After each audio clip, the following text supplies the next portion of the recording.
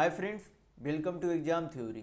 तो SSC constable GD 2019 में total आपके एग्जाम 54 शिफ्टों में कराए गए थे, जिसके सारे मैथ के सॉल्यूशन आपको इस चैनल पर देखने को मिलेंगे। तो आज हम लोग इस वीडियो में 19/2/2019 के शिफ्ट 3 के सारे मैथ के सॉल्यूशन इस वीडियो में देखने वाले हैं। तो वीडियो के अंत तक जरूर बने रहिएगा। तो अगर आप इस चैनल पर नए हैं तो हमारे चैनल को सब्सक्राइब जरूर कर ले।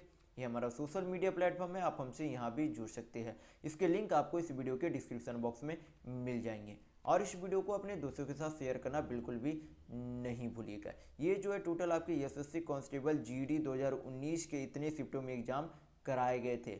तो यहाँ पर 11 तारीख से लेकर 19 तारीख तक के शिफ्ट 2 तक के सारे मैथ के सॉल्यूशन आपको इस चैनल पर करा दिए गए हैं। तो सारे वीडियो आप हमारे चैनल के प्लेलिस्ट में जाकर देख सकते हैं। तो आज हम लोग इस वीडियो में 19/2/2019 के शिफ्ट 3 के सारे मैथ के क्वेश्चन इस वीडियो में देखने वाले हैं। तो चलिए बढ़ते आज के प्रश्नों की ओर। तो देखेंगे क्वेश्चन नंबर 1। ये आपका क्या है, ग्राफ दिया गया है। ग्राफ में दिया गया है आपका यहाँ पर कंपनी के नाम दिए गए हैं। फिर बोला गया कि निर्मित इकाइयों की संख्या दी गई, यानी कि ए में जो है किसी वस्तु का निर्माण 42 यूनिट किया जाता है और बेचा कितना जाता है, 30 यूनिट। फिर उसी तरीके से सभी कंपनी का बनाया गया सामान और बेचा गया सामान जो है दिया गया। आपसे क्वेश्चन में पूछा क्या जा रहा है, क्वेश्चन में आपसे पूछा जा रहा है कि कंपनी ए, बी और डी द्वारा बेची गई इकाइयों की कुल संख्या का कितना प्रतिशत सी द्वारा निर्मित इकाइयों की संख्या के बराबर है। तो सबसे पहले हमें निकालना क्या पड़ेगा कि ए, बी और डी द्वारा जो है कुल मिलाकर कितना जो है कुल संख्या में कितना बेचा गया था, कुल जो है कितना संख्या में ए, बी और डी द्वारा बेचा गया था। तो क्या करेंगे, ए, बी और डी का कुल योग निकाल लेंगे कि उसके द्वारा कितना वस्तु बेचा गया था। तो ए में कितना बेचा गया था, यहाँ पर 30 बेचा गया था। बी में आपका कितना बेचा गया था, तो बी में 32 बेचा गया था।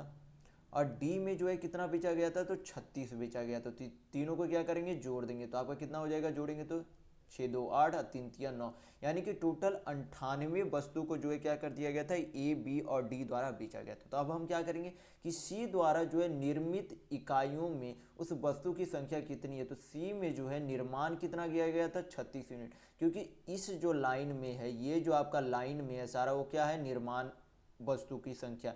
तो सी में जो है कितना निर्माण किया गया था, 36 निर्माण किया गया था।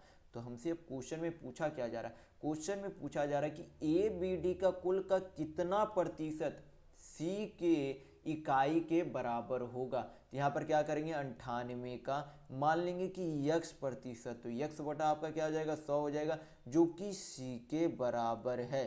किसके बराबर है, सी के द्वारा निर्मित इकाइयों की संख्या के बराबर है। तो क्या करेंगे, इसे हल करेंगे तो आपका क्या निकल जाएगा, यक्स प्रतिशत निकल जाएगा, वही आपका क्या होगा, प्रतिशत यहाँ पर रहेगा। तो इसे हल करेंगे, 2 से काटेंगे तो 18 दूनी 36, 2 से काटेंगे तो 49 दूनी 98 होता है। तो यक्स बराबर आपका कितना हो जाएगा, 1800 बटा 49 हो जाएगा। क्या हो जाएगा आपका, 1800 बटा 49।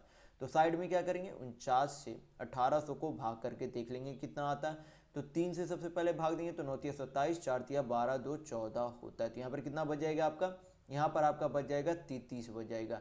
यहाँ पर जीरो आपका हो गया, कितना आएगा, 6 बार में लगा के देखते हैं तो 9 6 54, 5 6 25 30, सॉरी 6 6 24, 24 और 5 कितना होता है, 29 होता है। यहाँ पर आपका कितना हो गया, यहाँ पर आपका 6 बचेगा, यहाँ पर आपका 2 हो गया, 2 हो गया, तो यहाँ पर कितना हो जाएगा, 3 हो जाएगा। फिर क्या करेंगे, पॉइंट लगाएंगे तो यहाँ पे 0 हो गया। फिर यहाँ पर 7 बार में लगा देते हैं, 9 7 63, 3 आपका 6 हो गया, 7 चौका 28, कितना होता है, 34 होता है। तो यहाँ पर क्या आपका बोला जा रहा है, आंसर आपका 1 दशमलव स्थान तक ही जो है ज्ञात करना है, यानी कि हमारा आंसर कितना होगा, 36.7 होगा। कितना होगा, 36.7 होगा। यहाँ पर आंसर आपका कितना होगा, 36.7, यानी कि आपका ऑप्शन नंबर 1 बिल्कुल सही होगा। तो चलिए बढ़ते नेक्स्ट क्वेश्चन की ओर। तो देखेंगे क्वेश्चन नंबर 2। यहाँ पर बोला क्या जा रहा है आपसे क्वेश्चन में बोला जा रहा है कि 2 ट्रेन एक ही समय पर क्या करती है, चलना शुरू करती है। फिर ट्रेन पी जो है ए और बी, ए से बी की ओर जो है चलती है। ट्रेन पी जो है ए से बी की ओर, और ट्रेन क्यू जो है बी से ए की ओर चलती है। यदि वे एक दूसरे को पार करने में 2.5 घंटा और 10 घंटे बाद जो है बी पर पहुंचती है और ए पर पहुंचती है, और पी की चाल जो है क्या है 90 किलोमीटर प्रति घंटा है, तो क्यू की चाल क्या है ये आपसे पूछा जा रहा है। तो इस तरीके के प्रश्न में एक फार्मूला होता है जिससे कि आप इस मैथ को आसानी से हल कर सकते हैं। तो फार्मूला आपको हमेशा याद रखना है कि V1/V2 बराबर होता है किसके, √T2/T1। याद रखना है कि T2/T1 होता है। V से आपका हो गया वेलोसिटी, यानी कि आपका क्या हो गया, स्पीड हो गया कि आपकी चाल कितनी है। और T से आपका हो गया टाइम, यानी कि समय, की कितना समय लगता है जब एक दूसरे को पार कर लेते हैं तब अपने गंतव्य स्थान पर पहुंचने में कितना समय लगता है। तो T से आपका हो गया टाइम, तो V से आपका वेलोसिटी यानी कि गति, T से टाइम यानी कि समय होता है। तो यहाँ पर क्या करेंगे, सबसे पहले बोला गया कि P जो है 90 किलोमीटर की चाल से जाता है, यानी कि V1 कितना हो गया, 90 किलोमीटर प्रति घंटा हो गए। हमें निकालना किसका है, Q का स्पीड निकालना, यानी कि V2 जो है किसकी चाल है, Q की चाल है। किसकी चाल है, Q की चाल है, यानी कि हम नीचे क्या लिख देंगे, Q का स्पीड लिख देंगे। फिर क्या करना है, T2 टाइम लिखना है। क्या लिखना है, T2 टाइम। तो T2 टाइम कौन है, यानी कि जो दूसरे ट्रेन, यानी Q जो है जब एक दूसरे से मिलते हैं तब मिलने के बाद जो है Q जो है A पर कितने समय के बाद पहुंचता है। तो यहाँ पर कितना बोला गया, 10 घंटे बाद, यानी कि T2 आपका कितना हो गया, 10 आवर हो गया, यानी कि ऊपर कितना हो जाएगा, 10 घंटा। और नीचे P जो है B पर पहुंचने में कितना समय लगाता है, जब एक दूसरे से मिल लेते हैं उसके बाद जो है P बी पर पहुंचने में जो है कितना लगाता है, 2.1/2 यानी कि 2.5 घंटा लगाता है। तो इसे पूर्णांक को क्या करेंगे, फ्रैक्शन में चेंज कर लेंगे, तो कितना हो जाएगा आपका 5/2 हो जाएगा। तो नीचे क्या लिख देंगे, 5/2 लिख देंगे, नीचे क्या लिख देंगे, 5/2। इसे हल करेंगे तो क्या निकल जाएगा आपका, क्यू की चाल निकल जाएगी। तो इसे सब हल करते हैं, तो आपका कितना हो जाएगा, 90 बटा नीचे क्यू की चाल। ये 2 जो है आपका कहाँ चला जाएगा, ऊपर चला जाएगा। 5 से आपका क्या कट जाएगा, 10 कट जाएगा 2 बार में, और ये 2 आपका कहाँ चला जाएगा, ऊपर चला जाएगा। यानी कि 2 × 2 यानी कि 2 जो है कितने बार है, 2 बार है, यानी कि अंडर रूट के बाहर आपका क्या आ जाएगा, 2 बाहर आ जाएगा। और नीचे क्या बचेगा, 1 बचेगा, यानी कि 1 का अंडर रूट 1 होता है। तो 2 से 90 को काटेंगे कितना बार में चला जाएगा, 45 बार में चला जाएगा। यानी कि Q की चाल जब क्रॉस मल्टीप्लिकेशन करेंगे तो आपका क्या आ जाएगा, Q की चाल, यानी कि Q की चाल कितनी है, 45 किलोमीटर प्रति घंटा है। Q की चाल कितनी है, 45 किलोमीटर प्रति घंटा है, यानी कि आपका ऑप्शन नंबर 2 बिल्कुल सही होगा। तो ये फार्मूला आपको इस खास करके इस प्रश्न में जो है बनाने के लिए आपको ये फार्मूला हमेशा पता होना चाहिए। तो इस फार्मूला को आप हमेशा याद रखेंगे। तो अगर आपको वीडियो पसंद आ रहा है तो लाइक करते चलिएगा। तो चलिए बढ़ते हैं नेक्स्ट क्वेश्चन की ओर। तो देखेंगे क्वेश्चन नंबर 3। यहाँ पर क्वेश्चन में दिया गया है कि एक आयताकार खेत का विकर्ण यानी कि खेत का डायगोनल कितना है, 15 मीटर है। फिर बोला गया कि इसका क्षेत्रफल यानी कि इसका एरिया कितना है, 108 मीटर स्क्वायर है। फिर बोला गया कि 50.5 प्रति मीटर की दर से इस खेत में बार लगाने की लागत क्या होगी। तो हमें कुल रुपये निकालने के लिए यहाँ पर बोला गया कि उसके परिधि के चारों ओर यानी कि उसके बाउंड्री पर जो है क्या लगाया जाता है, एक आपका बार लगाया जाता है। तो प्रति मीटर बार का जो है 50.5 रुपये, तो कुल बार लगाने का लागत कितना आएगा ये आपसे पूछा जा रहा है। तो हमें पेरीमीटर निकालना पड़ेगा। पेरीमीटर निकालने के लिए हमें क्या चाहिए, लेंथ ऑफ ब्रेथ यानी कि लंबाई और चौड़ाई चाहिए। एक मान लेते कि एक आपका क्या है, आयताकार क्षेत्र है। यहाँ पर बोला गया है कि आयताकार खेत है, यानी कि आयताकार खेत है यहाँ पर, जिसकी एक लेंथ यानी कि लंबाई होगी और एक ब्रेथ यानी कि उसकी एक चौड़ाई होगी, जिसका विकर्ण यानी कि डायगोनल कितना दिया गया है, 15 मीटर दिया गया है। कितना दिया गया है, 15 मीटर दिया गया। तो हमें चाहिए क्या, लेंथ और ब्रेथ चाहिए पेरीमीटर यानी कि परिधि प्राप्त करने के लिए। तो यहाँ पर सबसे पहले दिया क्या गया, 15 मीटर डायगोनल दिया गया, यानी कि क्या दिया गया है, l square plus b square का अंडर रूट कितना दिया गया है, 15 मीटर दिया गया। क्योंकि डायगोनल निकालने का फॉर्मूला क्या होता है, यल स्क्वायर प्लस यानी कि लंबाई स्क्वायर प्लस चौड़ाई स्क्वायर का अंडर रूट होता है। तो यहाँ पर कितना दिया गया है, वैल्यू दिया गया 15 मीटर दिया गया है। और यहाँ पर एरिया आपका यानी कि क्षेत्रफल कितना दिया गया, 108 मीटर स्क्वायर दिया गया। तो एरिया यानी कि क्षेत्रफल निकालने का किसी रेक्टेंगल का एरिया का फॉर्मूला क्या होता है, यानी कि क्षेत्रफल का फॉर्मूला क्या होता है, लेंथ इंटू ब्रेथ यानी कि लंबाई गुना चौड़ाई होता है। क्या होता है आपका, लंबाई गुना चौड़ाई होता है। तो लंबाई गुना चौड़ाई आपका कितना दिया गया है, 108 मीटर स्क्वायर दिया गया है। क्या दिया गया है, 108 मीटर स्क्वायर दिया गया है। तो यहाँ पर हमें क्या मिलता है, 2 इक्वेशन मिलता है। तो हम लोग यहाँ पर क्या करेंगे, इसे आसान और जल्दी में बनाने के लिए हम लोग क्या करेंगे, लेंथ ऑफ ब्रेथ से खुद से वैल्यू मानकर पुट करेंगे कि लेंथ और ब्रेथ क्या माने कि गुना करने पर 108 आए, और लेंथ ऑफ ब्रेथ क्या माने कि उसके स्क्वायर के योगफल का अंडर रूट कितना आए, 15 आए। तो यहाँ पर हम लोग लेंथ अगर यहाँ पर क्या मान लेते, 12 मान लेते, और ब्रेथ हम लोग क्या मान लेते, 9 मान लेते। तो 12 नमा कितना होता है आपका, 12 इंटू 9 कितना होता है, 108 होता है। और 12 का स्क्वायर कितना होता है, 144। 9 का स्क्वायर कितना होता है, 81 होता है। दोनों को जोड़ेंगे तो कितना आ जाएगा आपका, 225 आ जाएगा। कितना आ जाएगा, 225 आ जाएगा। तो 225 किसका स्क्वायर बनता है, तो 15 का स्क्वायर बनता है। किसका स्क्वायर बनता है, 15 का स्क्वायर बनता है। यानी कि लेंथ का वैल्यू 12 बिल्कुल सही है और ब्रेथ का वैल्यू 9 भी बिल्कुल सही होगा। यानी कि लेंथ का वैल्यू आपका कितना आ गया, 12 मीटर आ गया। अब ब्रेथ यानी कि चौड़ाई आपका कितना आ गया, 9 मीटर आ गया। तो अब हमें निकालना क्या है, पेरीमीटर यानी कि परिधि निकालना है। तो परिधि निकालने का फॉर्मूला क्या होता है, 2 इंटू लेंथ प्लस ब्रेथ होता है। 2 इंटू क्या होता है, लेंथ प्लस ब्रेथ होता है। तो क्या करेंगे, यहाँ पर 2 आपका लिख देंगे। लेंथ ऑफ ब्रेथ आपका कितना है, लेंथ ऑफ ब्रेथ यानी कि लंबाई कितना है, 12, चौड़ाई कितना है, 9 है। तो ये आपका क्या हो गया, टोटल पेरीमीटर हो गया। प्रति मीटर जो है कितने रुपये लगते हैं, 50.5 रुपये। तो कुल परिधि पर यानी कि कुल मीटर में 50.5 प्रति मीटर गुना कर देंगे तो क्या निकल जाएगा आपका, टोटल रुपीज निकल जाएगा। ये पूरा सारा हल कर देंगे तो आपका क्या निकल जाएगा, कुल रुपये यानी कि टोटल रुपीज निकल जाएगा कि आपका बेड़ा लगाने में कुल कितने रुपये लगते हैं। तो क्या करेंगे, इसे सारा हल करेंगे तो 12 9 आपका कितना होता है, 21 होता है। 50.5 को जब पॉइंट हटाएंगे तो नीचे आपका क्या चला जाएगा, 10 चला जाएगा। 5 से काटेंगे तो 5 दूनी 10, इधर 5 से तो 101, 2 से 2 आपका चला गया।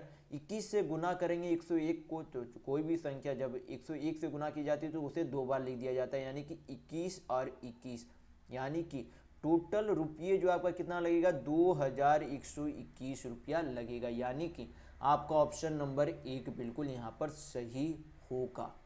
क्या ऑप्शन आपका, ऑप्शन नंबर 1 बिल्कुल यहाँ पर सही होगा। लेकिन मैं आपको यहाँ पर बेसिक तरीके से भी इसे पूरा हल करने के लिए आपको बता देता हूँ कि किस तरीके से लेंथ ऑफ ब्रेथ आप बेसिक तरीका से निकाल सकते हैं। जैसे कि हम लोगों ने यहाँ पर लेंथ 12 खुद से मान लिया और ब्रेथ 9 खुद से मान लिया, और उसे यहाँ पर वैल्यू पुट करके देख लिया कि दोनों जो है यहाँ पर सिंप्लीफाई यानी कि दोनों जो है सही हो रहे हैं या नहीं। लेकिन अगर आप इसे बेसिक तरीका से बनाना चाहें तो आप इस तरीके से बना सकते हैं कि लेंथ ऑफ ब्रेथ जो है इस तरीके से हल कर सकते हैं। जैसे कि यहाँ पर आपका क्या दिया गया है, length square plus breadth square कितना दिया गया है, 15 मीटर, और यहाँ पर आपका अंडर रूट भी है।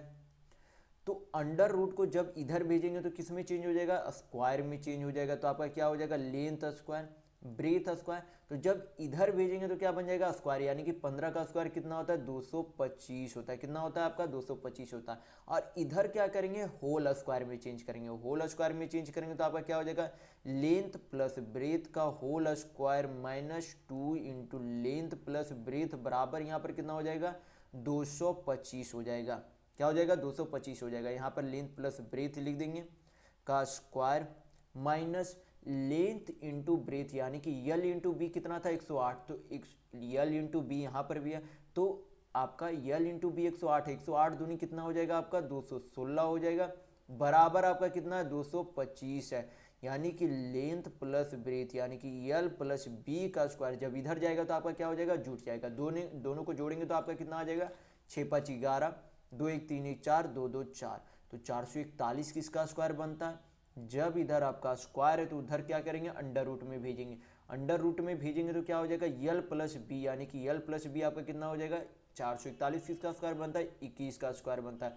यानी कि लेंथ प्लस ब्रेथ आपका कितना आ गया, 21 मीटर आ गया। लेंथ प्लस ब्रेथ यहाँ पर 21 मीटर आ गया। तो फिर पेरीमीटर आप निकाल सकते हैं। यल प्लस बी का वैल्यू यहाँ पर पुट कर देंगे डायरेक्ट, यहाँ पर कुल रुपये निकाल लेंगे। तो आप अगर लेंथ ऑफ ब्रेथ बेसिक तरीका से निकालिएगा तो आपको इस तरीके से निकाला जाएगा।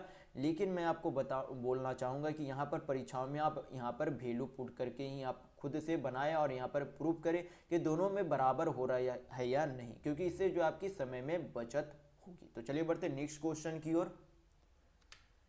तो देखेंगे क्वेश्चन नंबर 4। यहाँ पर क्वेश्चन में आपको दिया गया है कि आंकड़ों का माध्य, यहाँ पर क्वेश्चन में पूछा जा रहा है कि आंकड़ों का माध्य, माध्यिका और परास का औसत यानी कि एवरेज क्या होगा, ये आपसे पूछा जा रहा है। तो सबसे पहले क्या करेंगे हम लोग, माध्य, माध्यिका और परास का निकालेंगे कि तीनों का जो है मान कितना है। यहाँ पर सभी आपके नंबर दिए गए हैं। तो सबसे पहले माध्यिका निकालने के लिए हमें क्या करना पड़ता है, सभी अंकों को, जो भी आपका नंबर दिया गया उसे असेंडिंग ऑर्डर यानी कि बढ़ते क्रम में व्यवस्थित करना होता है। तो क्या करेंगे, सभी नंबर को बढ़ते क्रम में यहाँ पर नंबर लिखेंगे। तो सबसे छोटा अंक कौन सा है, 6 है। 6 के बाद आपका सबसे छोटा अंक कौन सा है, तो 13 है। तो 6 के बाद क्या लिख देंगे, 13 लिख देंगे। और फिर 13 के बाद आपका कौन सा अंक है, 20 अंक है, तो 20 लिख देंगे। 20 के बाद आपका कौन सा अंक बनता है, तो 20 के बाद आपका यहाँ पर 27 अंक बनता है। 27 के बाद आपका कौन सा अंक है, तो 27 के बाद आपका 34 है, तो 34 यहाँ पर लिख देंगे। 34 के बाद आपका क्या है, 41 है, तो 41 से नीचे लिख देंगे। फिर आपका 48 है, तो 48 लिख देंगे। उसके बाद आपका क्या है, 55 है, यानी कि टोटल नंबर जो ऊपर था उसे नीचे में क्या किया, असेंडिंग ऑर्डर यानी कि बढ़ते क्रम में हम लोगों ने इसे लिख दिया। तो सबसे पहले क्या करेंगे, माध्य निकालेंगे। माध्य यानी कि क्या निकालेंगे, मीन निकालेंगे। तो मीन निकालने का क्या तरीका होता है, सभी संख्याएं, जो भी संख्याएं दी गई है उनको जोड़ेंगे और उसका जो है औसत, यानी कि माध्य मतलब एक तरीके से आपको औसत पूछा जा रहा है। तो सभी संख्याओं को जोड़ेंगे और टोटल नंबर से डिवाइड कर देंगे। तो सभी संख्या को जोड़ेंगे तो कितना आ जाएगा, 13 × 19, 19 अब 20 आपका कितना होता है, 39 और 7 आपका 46, अभी 66 और 34 आपका कितना हो गया, 100, 148 हो जाएगा। यहाँ पर आपका 41 था, सॉरी यहाँ पर आपका 41 था। तो यहाँ तक आपका 100 आया, 100 और 41, 141, 141 और 8 आपका 149, 198 और 55 जोड़ेंगे तो आपका कितना आ जाएगा, 55 जोड़ेंगे तो आपका यहाँ पर कितना आ जाएगा, 244 आ जाएगा। यानी कि 244 बटा टोटल नंबर कितना है, 4 4 8 यहाँ पर टोटल नंबर है। तो क्या करेंगे, 8 से यहाँ पर कट नहीं रहा तो यहाँ पर 4 से काटेंगे तो 4 दूनी 8, 4 छक 24, यानी कि 61 बटा 2 जो आपका क्या आ जाता है, माध्य यानी कि मीन आता है। अगला क्या करेंगे, माध्यिका यानी कि मीडियन निकालेंगे। क्या निकालेंगे, माध्यिका यानी कि मीडियन। तो मीडियन निकालने का क्या तरीका रहता है, बीच की संख्या हम लोगों को लेनी होती है। तो बीच की संख्या यहाँ पर कौन सी हो जाएगी, बीच की संख्या यहाँ पर 2 है, बची हुई संख्या यहाँ पर 3 संख्या है, इधर भी आपकी 3 संख्या है। तो बीच की संख्या निकालने के लिए क्या करेंगे, दोनों का योग करेंगे, आप बटा 2 से डिवाइड कर देंगे, क्योंकि टोटल नंबर कितना है, यहाँ पर 2 संख्याएं ली गई है। तो जोड़ेंगे दोनों को, तो 7 4 11, 3 2 5 1 6, यानी कि कितना आ गया आपका मीडियन यानी कि माध्यिका भी 61 बटा 2। और परास निकालने का तरीका क्या होता है, जो आपकी सबसे बड़ी संख्या दी गई है और जो आपकी सबसे छोटी संख्या है, दोनों का क्या होता है, अंतर होता है। दोनों का क्या होता है, अंतर ही आपका क्या होता है, परास होता है। यानी कि क्या करेंगे, 55 - 6 करेंगे तो आपका कितना आ जाएगा, 55 - 6 आपका 49 होगा। तो आपको मीन यानी कि माध्य भी पता है, मीडियन यानी कि माध्यिका भी पता है और परास भी आपको पता है। तो हमें अब क्या चाहिए, तीनों का माध्य निकालना पड़ेगा। तो माध्य निकालने के लिए क्या करेंगे, तीनों को जोड़ेंगे सबसे पहले, 61 बटा 2, फिर से आपकी माध्यिका भी 61 बटा 2 है और परास आपकी कितनी है, 49 है। यहाँ पर टोटल नंबर कितनी है, 3 संख्याएं है, क्योंकि एक मीन है, एक मीडियन, एक परास है। तो क्या करेंगे, 3 से डिवाइड कर देंगे तो आपका क्या निकल जाएगा, माध्य, माध्यिका, परास का औसत यानी कि एवरेज निकल जाएगा। तो इसे हल करेंगे तो 61 बटा 2, 61 बटा 2 यानी कि टोटल कितना हो गया, 61 हो गया। तो कितना हो जाएगा, 61 प्लस आपका 49 बटा 3 हो जाएगा। जोड़ेंगे तो आपका कितना हो जाएगा, 6 4 10, 1 11, यानी कि 110 बटा 3 हो गया। तो आपका आंसर किस में, पूर्णांक में है, तो पूर्णांक में से चेंज करेंगे। तो पूर्णांक में या आंसर रहेगा तो आपका क्या करेंगे, पूर्णांक में चेंज करेंगे तो 3 3 9 हो गया। फिर आपका 2 बचा तो 3 6 18, फिर आपका 2 बचेगा, 2 बटा 3 हो जाएगा। यानी कि माध्य, माध्यिका और परास का आपका औसत कितना आएगा, 36.2 बटा 3 इस प्रश्न का बिल्कुल सही आंसर होगा। तो चलिए बढ़ते नेक्स्ट क्वेश्चन की ओर। तो देखेंगे क्वेश्चन नंबर 5। यहाँ पर दिया गया है कि 15,800 रुपये की राशि पर 9% वार्षिक चक्रवृद्धि ब्याज की दर से 2 वर्ष का ब्याज जो है निकटतम रुपये तक ज्ञात कीजिए। जब ब्याज की गणना जो है कितने महीने के लिए की जाती है, 8 माह में जो है चक्रवृद्धि ब्याज जो है करके की जाती है।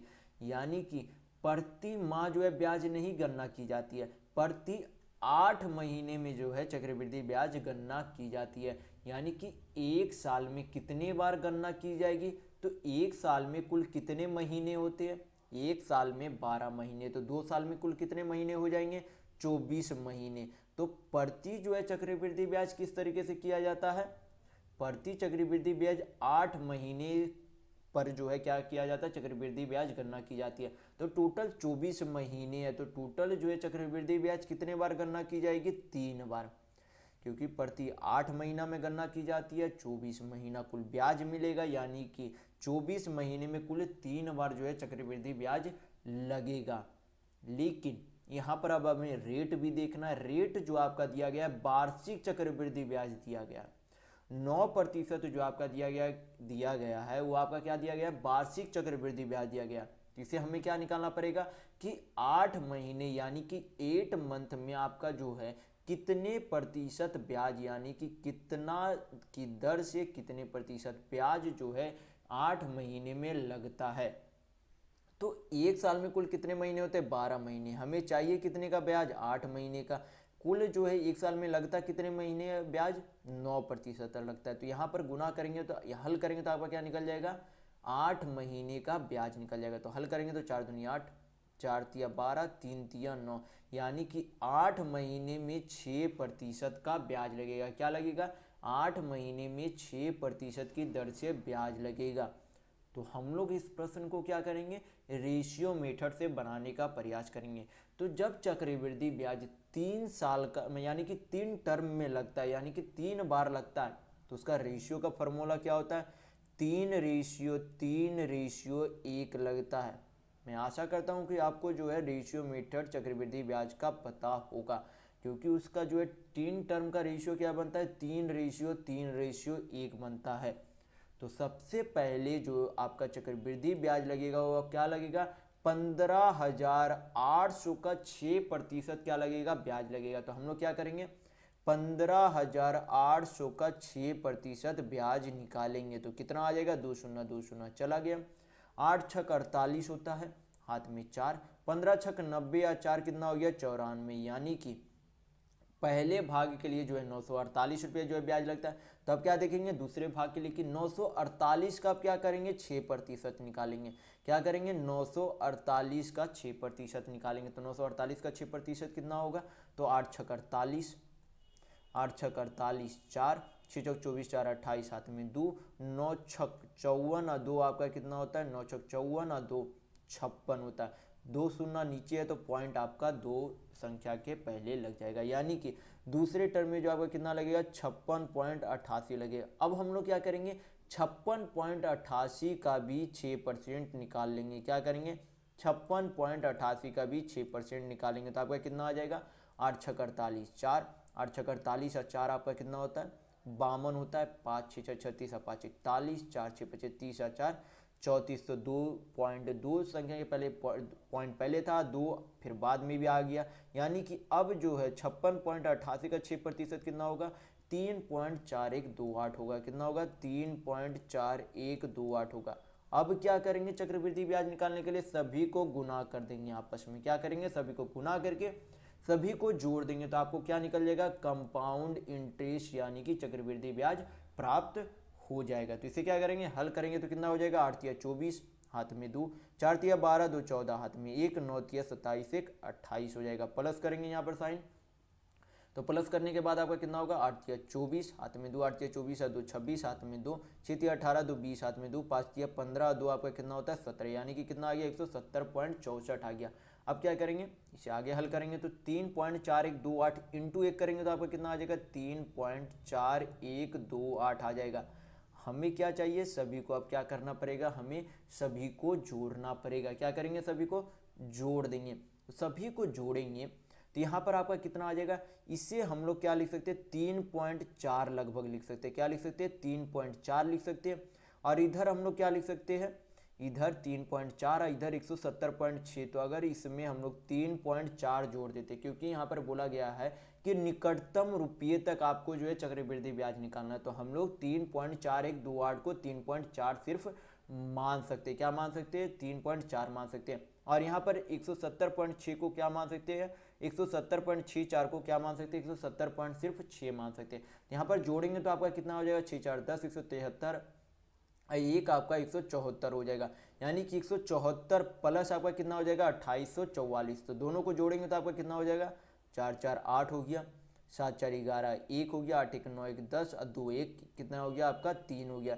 यानी कि कुल मिलाकर आपका कंपाउंड इंटरेस्ट यानी कि चक्रवृद्धि ब्याज कितना बन रहा है? 3018 रुपये का चक्रवृद्धि ब्याज बनता है, यानी कि आपका ऑप्शन नंबर 2 बिल्कुल सही होगा। तो अगर आपको ये क्वेश्चन समझ में नहीं आया तो एक दो बार आप इसे जो है पीछे करके देखें, आपको जरूर ही समझ में आ जाएगा। तो चलिए बढ़ते हैं नेक्स्ट क्वेश्चन की ओर। तो देखेंगे क्वेश्चन नंबर 6। यहाँ पर दिया गया है कि एक कक्षा में लड़कों और लड़कियों का औसत क्रमशः कितना है? लड़कों का 14.5 है और लड़कियों का 15 वर्ष है। फिर बोला गया कि यदि लड़कों और लड़कियों की संख्या का अनुपात कितना है? 2:3 है। तो कक्षा में सभी छात्रों का औसत आयु क्या है, ये आपको बताना है। तो ये क्या दिया गया है? रेशियो में जो है लड़कों की संख्या और लड़कियों की संख्या दी गई है और उनका क्या दिया गया है? औसत दिया गया है। कितना दिया गया? लड़कों का 14.5 दिया गया और लड़कियों का कितना दिया गया? 15 दिया गया है। क्या करेंगे? टोटल यहाँ पर लड़कों का कुल उम्र निकाल लेंगे, लड़कियों का कुल उम्र निकाल लेंगे, टोटल दोनों को जोड़ेंगे, जोड़ने के बाद जो है कुल संख्या से यानी कि विद्यार्थियों की कुल संख्या से विभाज्य कर देंगे तो आपका औसत यानी कि एवरेज निकल जाएगा। तो क्या करेंगे? गुना करेंगे किससे? 14.5 से पहले 2 से गुना करेंगे तो 14 दूनी 28 है, एक आपका कितना हो जाएगा? 29 हो जाएगा। फिर क्या करेंगे? 15 से 3 में मल्टीप्लाई करेंगे तो कितना हो जाएगा? आपका 45। दोनों का योगफल कितना आ जाएगा? आपका 9 5 14, हाथ में 1 4 2 6 1 7, यानी कि कुल मिलाकर आयु जो है कितना है? 74 वर्ष का है। अब हमें क्या निकालना है? एवरेज यानी कि औसत निकालना है। तो टोटल नंबर ऑफ स्टूडेंट कितना है रेशियो के हिसाब से? तो टोटल नंबर ऑफ स्टूडेंट यहाँ पर 3 और 2 5 है। तो क्या करेंगे? 5 से यहाँ पर डिवाइड कर देंगे तो आपका कितना आ जाएगा? 14 25 70 हो गया, 4 बचा यानी कि 25 28 40 हो जाएगा। यानी कि पूरे विद्यार्थियों का यानी कि सभी छात्रों का औसत आयु कितना है? 14.8 वर्ष होगा, यानी कि आपका ऑप्शन नंबर 2 बिल्कुल सही होगा। तो चलिए बढ़ते हैं नेक्स्ट क्वेश्चन की ओर। तो देखेंगे क्वेश्चन नंबर 7। ये आपका ग्राफ का क्वेश्चन है, ये आपका पिछले वाले ही ग्राफ है। इसमें कंपनी का नाम दिया गया है, निर्मित इकाइयों की संख्या दी गई है और बेची गई इकाइयों की यहाँ पर संख्या दी गई है। तो आपसे क्वेश्चन में यहाँ पर पूछा क्या जा रहा है? क्वेश्चन में पूछा जा रहा है कि कंपनी सी और ई द्वारा एक साथ निर्मित इकाइयों की संख्या तथा ए और डी द्वारा एक साथ बेची गई इकाइयों की संख्या का अनुपात क्या है, ये आपको बताना है। तो क्या करेंगे? सबसे पहले सी और ई का जो है निर्मित इकाइयों की संख्या का योग निकाल लेंगे। तो सी में जो है निर्माण कितना किया गया था? 36 इकाई जो है निर्माण किया गया था। ई में जो है कितना निर्माण किया गया था? 54 निर्माण किया गया था।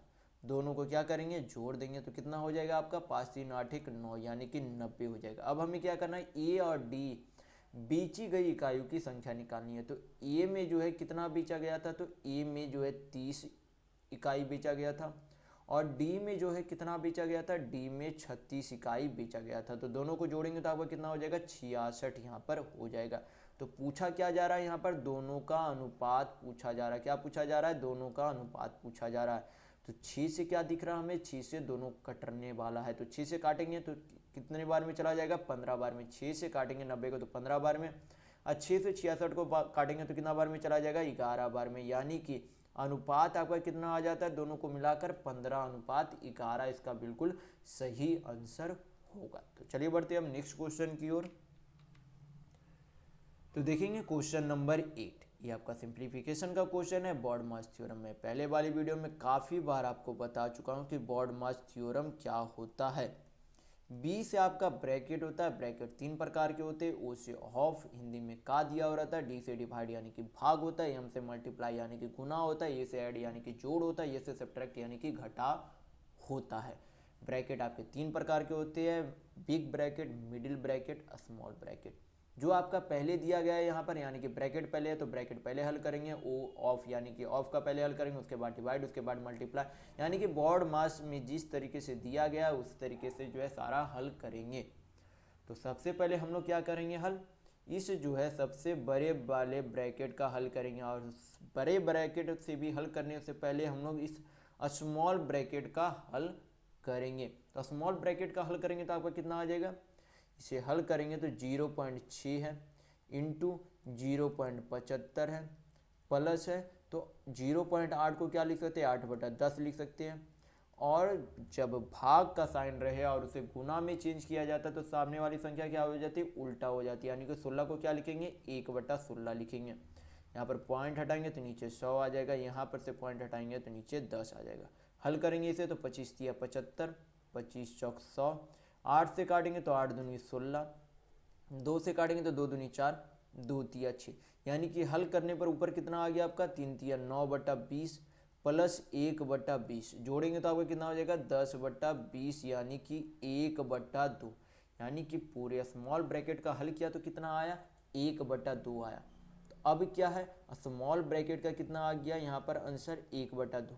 तो आगे क्या है, 9.5 भागा, क्या है 9.5 भागा 1/2 आएगा, क्या आएगा 9.5 भागा 1/2।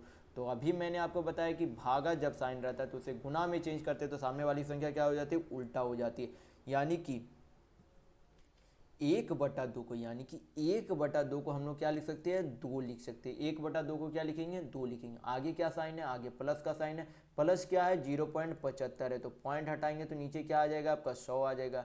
हल करेंगे तो 25 तिया 75, 25 चौक 100 हो जाएगा। तो 9.5 इंटू 2 करेंगे तो आपका कितना हो जाएगा, 19 प्लस 3/4 होगा, यानी कि पूरा हल करेंगे तो आपका कितना आ जाएगा, 19 दूनी 38 दूनी 76, 76 और 3 आपका कितना होता है, 76 और 3 79 होता है, आपका कितना होता है, 79 होता है। 19 दूनी 38 दूनी 76 और 3 आपका कितना होगा, 79 होगा, यानी कि 79/4 आ गया पूरे बड़े ब्रैकेट का हल करने पर। हम लोग अब क्या करेंगे, इस स्मॉल ब्रैकेट का सारा हल करेंगे, क्या करेंगे, स्मॉल ब्रैकेट का सारा हल करेंगे। तो स्मॉल ब्रैकेट का हल करेंगे तो आपका कितना आ जाएगा आंसर, यहाँ पर 0.03 दिया गया तो पॉइंट हटाएंगे तो नीचे क्या आ जाएगा आपका 100 आ जाएगा।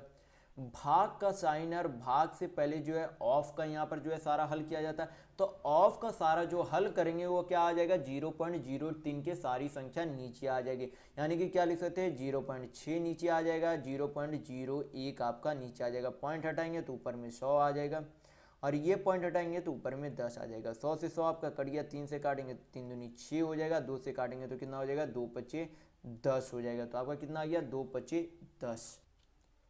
तो यहाँ पर आपका सारा जो है बड़ा ब्रैकेट का हल करने पर कितना आया, 79/4 आया।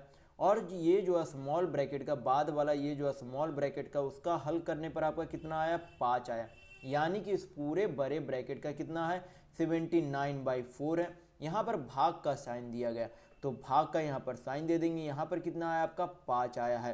तो क्या करेंगे, इसे हल करेंगे तो 79/4। अभी आपको बताया गया कि भाग को जब गुना में चेंज किया जाता है तो सामने वाली संख्या क्या हो जाती है, उल्टा हो जाती है, यानी कि क्या लिखेंगे 5 को 1/5, यानी कि 79 आपका कितना हो जाएगा, 20 हो जाएगा। 79 को 20 से भाग देंगे तो आपका कितना आ जाएगा, 20 तिया 60 होता है, 190 आपका आएगा, कितना आएगा आपका 190, तो आपका कितना हो जाएगा, 2×2=18 हो जाएगा, यानी कि आपका लगभग जो है 3.9 आएगा। कितना आएगा, 3.9 आएगा, जो कि किसके बीच में होगा, जो कि आपका 3 और 4 के बीच में होगा, क्योंकि आपका बोला गया कि मान जो आपका बताना है कि किसके बीच में आपका सही मान आएगा, यानी कि आपका ऑप्शन नंबर यहाँ पर 4 बिल्कुल सही होगा, क्योंकि आपका सिंप्लीफिकेशन का आंसर कितना आ रहा है, 3.9, जो कि 3 और 4 के बीच में है। तो चलिए बढ़ते अब नेक्स्ट क्वेश्चन की ओर। तो देखेंगे क्वेश्चन नंबर 9।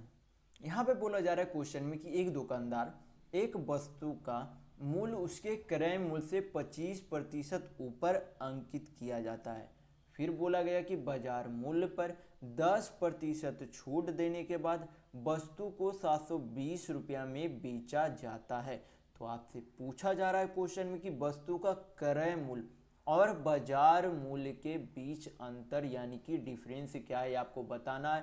कि वस्तु का क्रय मूल्य यानी कि सीपी और वस्तु का बाजार मूल्य यानी कि जिस मूल्य पर उसे अंकित किया गया था यानी कि सीपी और मार्ड प्राइस यानी कि क्रय मूल्य और अंकित मूल्य के बीच आपको अंतर बताना है कि क्या होगा। तो हमें क्या निकालना पड़ेगा, सीपी और एमपी निकालना पड़ेगा। यहाँ पर दिया क्या गया है, 720 रुपये आपका एसपी दिया गया। क्या दिया गया है, एसपी दिया गया। तो सबसे पहले यहाँ पर 25% को हम लोग क्या करेंगे, फ्रैक्शन में चेंज कर लेंगे। 25% को जब फ्रैक्शन में चेंज करेंगे तो क्या लिख सकते हैं, 1/4 लिख सकते हैं। मैं आपको पहले वाले वीडियो में काफ़ी बार बता चुका हूँ परसेंट को फ्रैक्शन में किस तरीके से चेंज किया जाता है। तो 25% है, परसेंट जब हटाएंगे तो नीचे क्या आ जाएगा, 100 हो जाएगा। 25 से 100 को काटेंगे तो 4 बार में चला जाएगा, यानी कि 25% को 1/4 लिख सकते हैं। तो यहाँ पर क्वेश्चन में बोला क्या गया कि 25% ऊपर अंकित किया जाता है, यानी कि 4 यूनिट का कोई सामान है, 1 यूनिट जो है उसको अधिक अंकित किया जाता है। यानी कि किसी वस्तु का सीपी यानी कि क्रय मूल्य कितना है, 4 यूनिट है, और उसे 1 यूनिट अधिक यानी कि 5 यूनिट में उसे क्या किया जाता है, अंकित यानी कि बाजार मूल्य एक निश्चित किया जाता है। क्या किया जाता है, 1 यूनिट अधिक अंकित किया जाता है। तो फिर बोला गया कि अंकित मूल्य पर क्या किया जाता है, 10% की छूट पर बेचा जाता है। अंकित मूल्य पर क्या कर देता है, 10% की छूट देता है। तो यहाँ पर हम लोग इसे आसानी से हल करने के लिए दोनों में क्या करेंगे, एक एक शून्य पुट कर देंगे। क्या कर देंगे, एक एक शून्य पुट कर देंगे, जिससे प्रश्न को आसानी से हल किया जा सके। यानी कि हम लोगों ने सीपी यानी कि क्रय मूल्य क्या मान लिया, 40 यूनिट। एमपी यानी कि मार्क्ड प्राइस कितना मान लिया, यानी कि अंकित मूल्य कितना मान लिया, 50 यूनिट।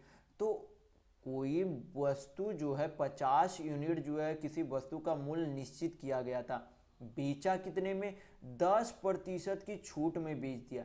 यानी कि मान लें कि अगर किसी सामान का दाम 50 रुपये निश्चित किया गया था, उसमें 10% की छूट दी गई।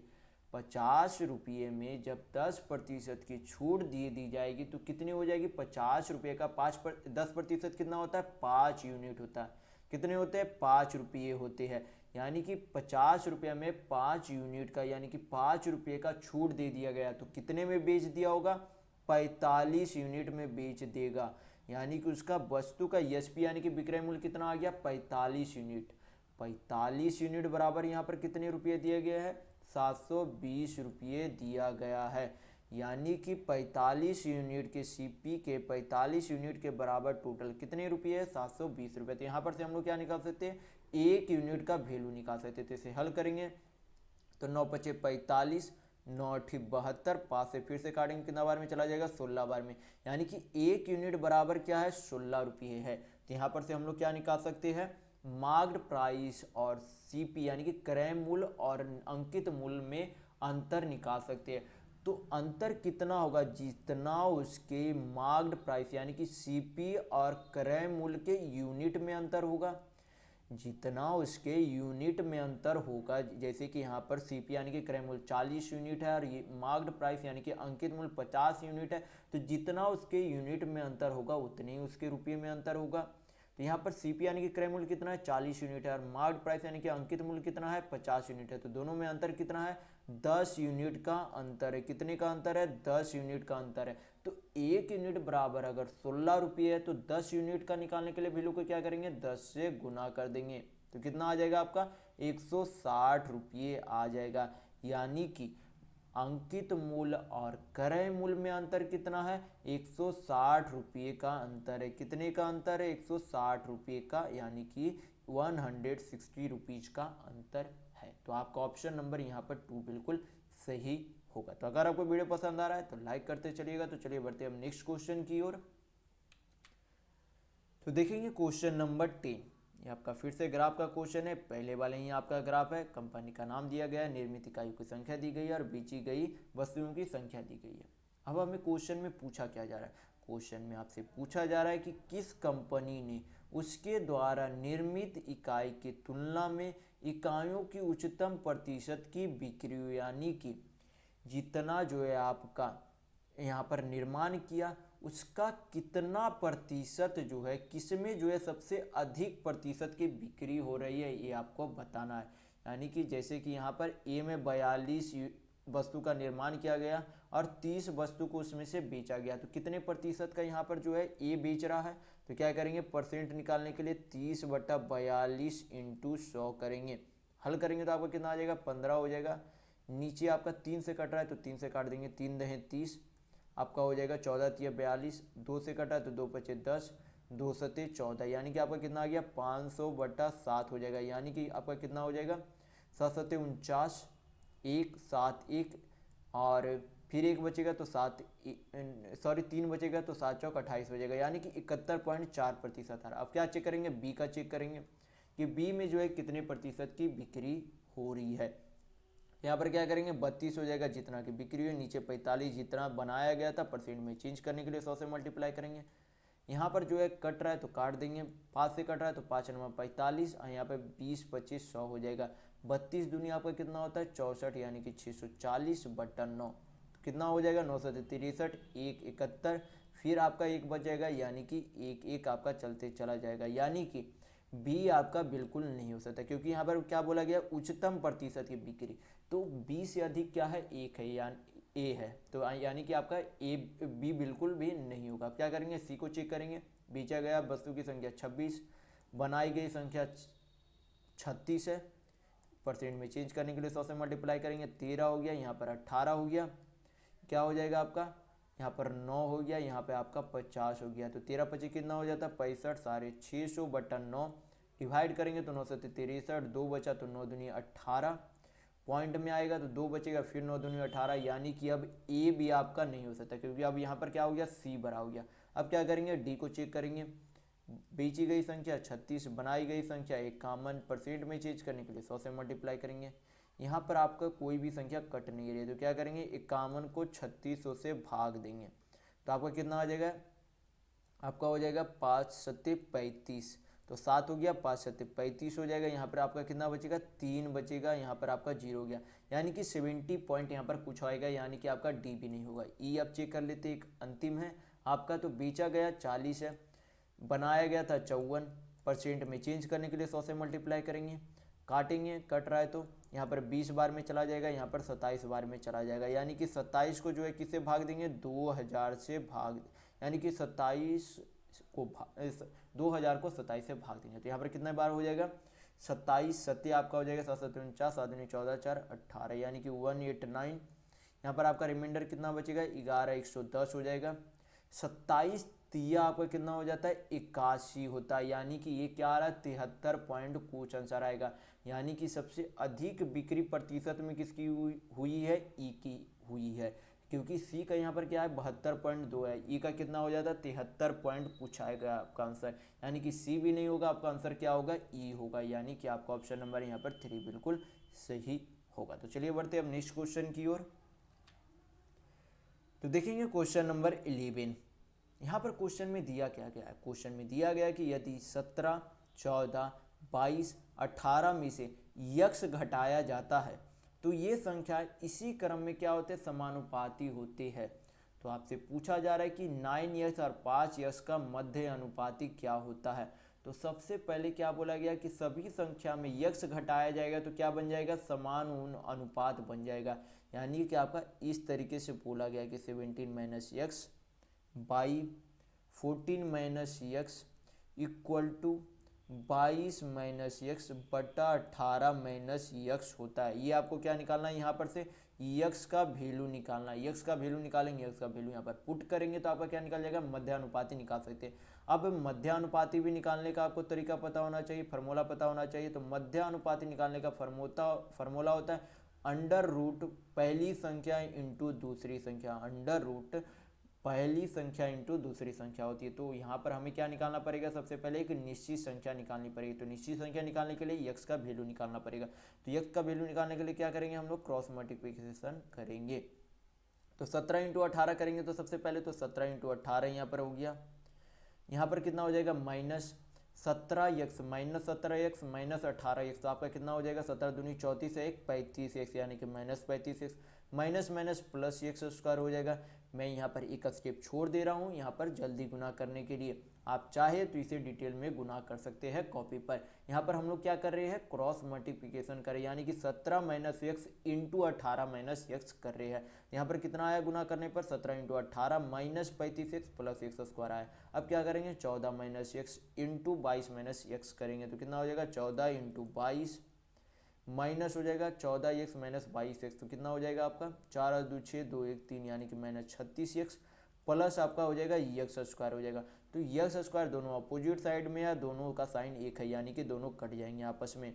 Minus 35 x plus 36 minus 36 x, तो माइनस 36 एक्स को इधर जब भेजेंगे अपोजिट साइड में भेजेंगे तो क्या हो जाएगा प्लस 36 एक्स, यानी कि माइनस 35 एक्स प्लस 36 एक्स में से क्या बचेगा, प्लस एक्स बचेगा।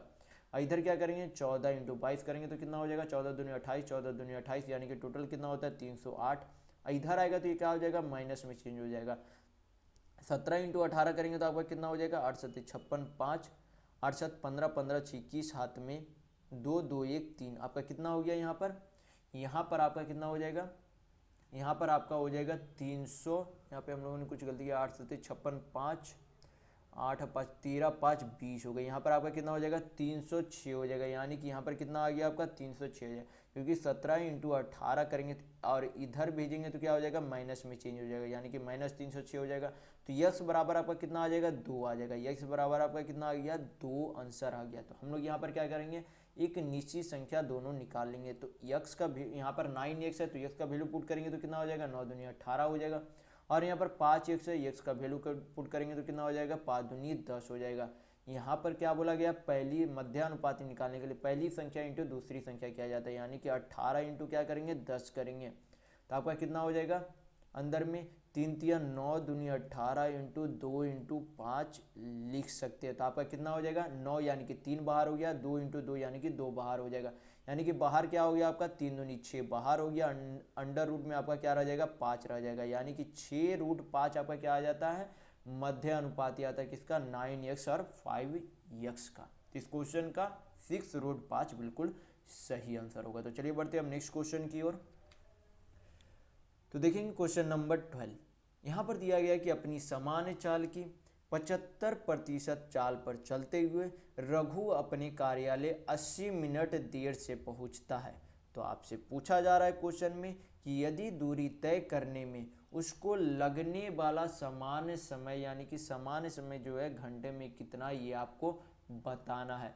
तो मैं आपको सबसे पहले यहाँ पर हम लोग क्या करेंगे, यहाँ पर 75% को फ्रैक्शन में चेंज करेंगे।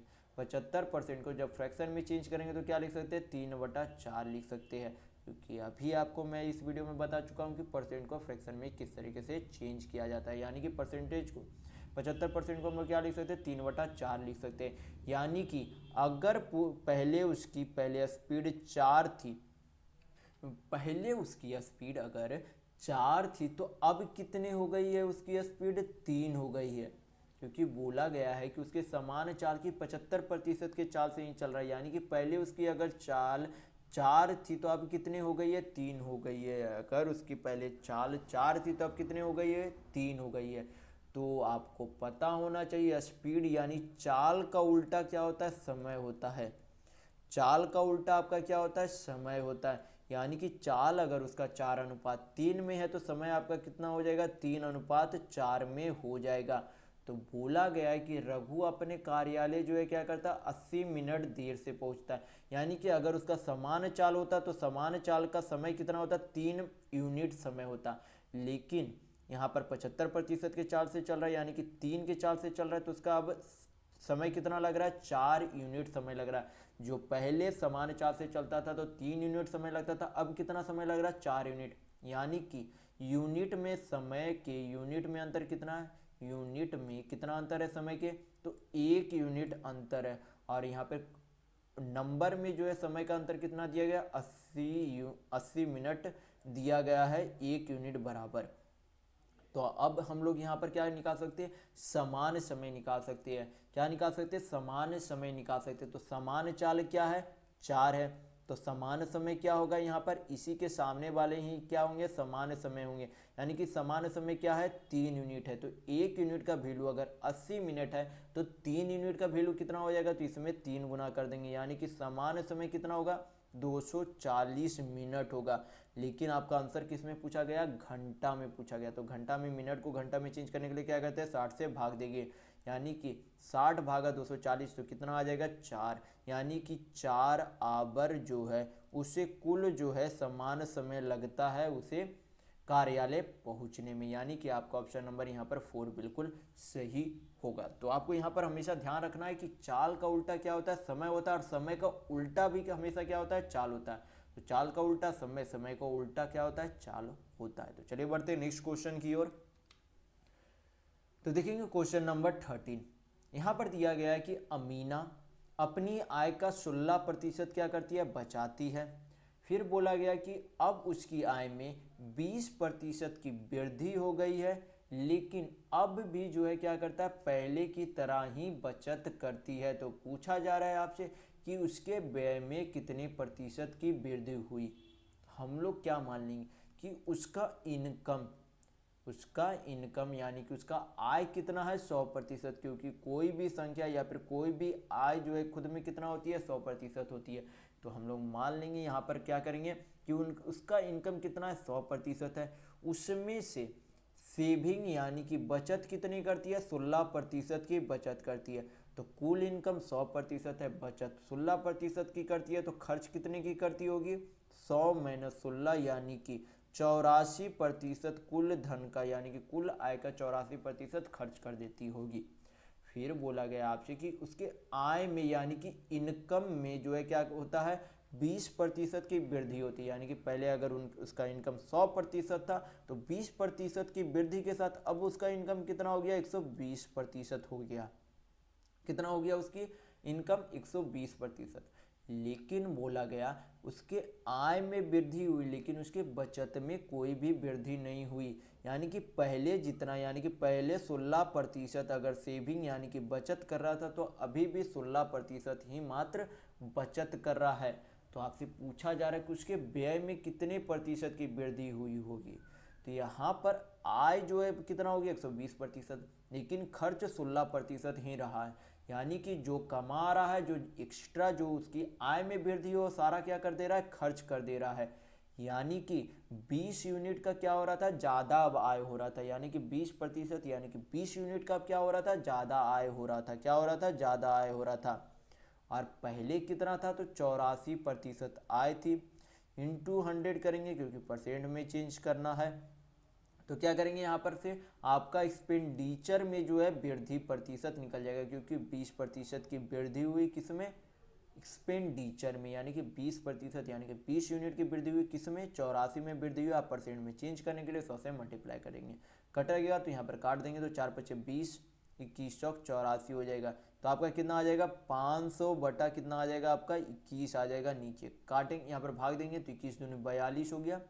आपका 8 बचा, तो ये कितना होता है, 21 × 63 होगा, यानी कि 23 पॉइंट आपका कुछ आएगा। यानी कि आंसर में क्या है, 23.8। आंसर में आपका क्या है, 23.8 है। यानी कि आपका ऑप्शन नंबर 1 बिल्कुल सही होगा। तो चलिए बढ़ते हैं अब नेक्स्ट क्वेश्चन की ओर। तो देखेंगे क्वेश्चन नंबर 14। यहाँ पर दिया गया है कि 44 सेंटीमीटर के ठोस धात्विक घन से 2 सेंटीमीटर त्रिज्या वाले कितने गोलाकार गेंदें बनाई जा सकती है, ये आपसे क्वेश्चन में पूछा जा रहा है। तो यहाँ पर आपको 2 फार्मूला पता होने की ज़रूरत है। सबसे पहला फार्मूला क्या पता होने की ज़रूरत है कि घन का, यानी कि क्यूब का वॉल्यूम यानी कि आयतन क्या होता है। तो क्यूब यानी कि घन का आयतन का फॉर्मूला क्या होता है आपका, साइड का क्यू होता है, यानी कि भुजा का क्यू होता है। किसका, क्यूब यानी कि घन का आयतन। दूसरा आपको क्या याद रखना है कि गोलाकार गेंदे यहाँ पर बोला जा रहा है, यानी कि गोला का आयतन हमको पता होना चाहिए। यानी कि स्फीयर का वॉल्यूम का फॉर्मूला क्या होता है, 4/3 पाई r³ होता है। क्या होता है, वॉल्यूम यानी कि गोलाकार गेंदों का, यानी कि गोला का आपका जो आयतन क्या होता है, 4/3 पाई r³ होता है। क्या करेंगे, दोनों फार्मूला पे वैल्यू पुट करेंगे, आपका नंबर ऑफ स्फीयर यानी कि गोलाकार गेंदों की संख्या निकल जाएगी। तो सबसे पहले क्या करेंगे, घन का आयतन निकालेंगे। घन का आयतन का फॉर्मूला क्या होता है, भुजा का क्यू। तो भुजा कितना दिया गया है, 44 सेंटीमीटर। तो क्या करेंगे, 44 का क्यूब करेंगे, यानी कि 44 इंटू 44 इंटू 44 करेंगे। फिर क्या बोला गया, उससे गोलाकार गेंदे बनाए जाते। तो गोला का जो है फॉर्मूला क्या होता है आयतन का, तो 4/3। पाई को क्या लिख सकते हैं, 22/7 लिख सकते हैं। आर यानी कि त्रिज्या कितना दिया गया, 2 सेंटीमीटर दिया गया। तो दो का क्या है, क्यू है, यानी कि 2 इंटू 2 इंटू 2 हो जाएगा। तो यहाँ पर क्या हो गया, एक गोलाकार गेंदों की संख्या यहाँ पर निकली। एक गोलाकार गेंदों की संख्या के बराबर घन का आयतन बराबर नहीं है। यहाँ पर जो है बोला गया है कि कितने घन के कुल आयतन से कितने गोलाकार गेंदे बनाए जा सकते हैं, यानी कि हम लोगों ने क्या मान लिया कि यक्स टोटल कुल गोलाकार गेंदे बनाई जा सकती है। दोनों को जो है एक ही चीज से बनाया गया, यानी कि दोनों का आयतन क्या है, समान है। हल करेंगे तो यक्स का वैल्यू यानी कि नंबर ऑफ बॉल्स यहाँ पर आ जाएगा आपका। तो हल करेंगे तो 22 दूनी 44 कट गया। 4 से काटेंगे तो 11 चौक 44 यहाँ पे हो जाएगा। 2 से काटेंगे आपका यहाँ पर 2 दूनी 4 हो गया, तो 4 से काटेंगे तो 11 चौक 44 इधर भी हो गया। तो यक्स बराबर आपका क्या आ जाएगा, 11 11 121। 121 इंटू आपका क्या हो जाएगा, 21 हो जाएगा। तो 121 इंटू 21 करेंगे तो आपका कितना आएगा, 121। 121 दूनी 242 जोड़ेंगे तो 1 2 2 4 4 1 5, यानी कि 2541 क्या आता है, 121 इंटू 21 आपका आता है। यानी कि कुल गेंदों की संख्या, कुल गोलाकार की गेंदों की संख्या उस घन के द्वारा जो है कितने बनाए जा सकते हैं, 2541 गेंदे बनाए जा सकते हैं। यानी कि आपका ऑप्शन नंबर 3 बिल्कुल सही होगा। तो चलिए बढ़ते नेक्स्ट क्वेश्चन की ओर। तो देखेंगे क्वेश्चन नंबर 15। यहां पर दिया गया है क्वेश्चन में कि मान ले यक्स वह सबसे छोटी संख्या है जिसे 10, 12, 14 और 16 से विभाजित करने पर शेष क्रमशः 2, 4, 6 और 8 प्राप्त होते हैं। फिर बोला गया किंतु यक्स जो है क्या है, 17 से बिल्कुल पूरी तरीके से विभाज्य है। तो आपसे पूछा जा रहा है क्वेश्चन में कि जब यक्स को 52 से विभाजित किया जाएगा तो भागफल यानी कि कोशिएंट क्या आएगा, ये आपसे पूछा जा रहा है। तो सबसे पहले हमें निकालना क्या होगा, यक्स का वैल्यू निकालना होगा। क्या निकालना होगा, यक्स का वैल्यू निकालना पड़ेगा। तो इस तरीके के प्रश्न को हल किस तरीके से किया जाता है, सबसे पहले आपको ये पता होना चाहिए। सबसे पहले हम लोग क्या करेंगे, सबसे पहले ये जो 4 नंबर आपके शुरुआत में दिए गए, जिस अंक से आपको बोला जा रहा है कि विभाज्य करने पर शेषफल प्राप्त होते हैं, उस सारी संख्या को यानी कि चारों संख्या के क्या ले लेंगे हम लोग, सबसे पहले एलसीएम यानी कि लघुत्तम ले लेंगे। तो लघुत्तम किस तरीके से लेंगे, तो 10 को क्या लिख सकते हैं, 10 को जब फैक्टराइजेशन करेंगे तो क्या लिख सकते हैं, 5 इंटू 2 लिख सकते हैं। 12 को क्या लिखेंगे, 2 दूनी 4 तिया 12, यानी कि 3 इंटू 2 पे पावर 2 लिख सकते हैं। आप इसे तोड़ना चाहे तो इस तरीके से इसे जो है तोड़ सकते हैं आप। 2 से इसे डिवाइड करेंगे तो 6 बार में चला जाएगा, 2 से करेंगे फिर से तो 3 बार में चला जाएगा, यानी कि 2 कितने बार आ गया आपका, 2 बार आ गया, 3 एक बार है, यानी कि 3 इंटू 2 पे पावर 2 12 के को लिख सकते हैं।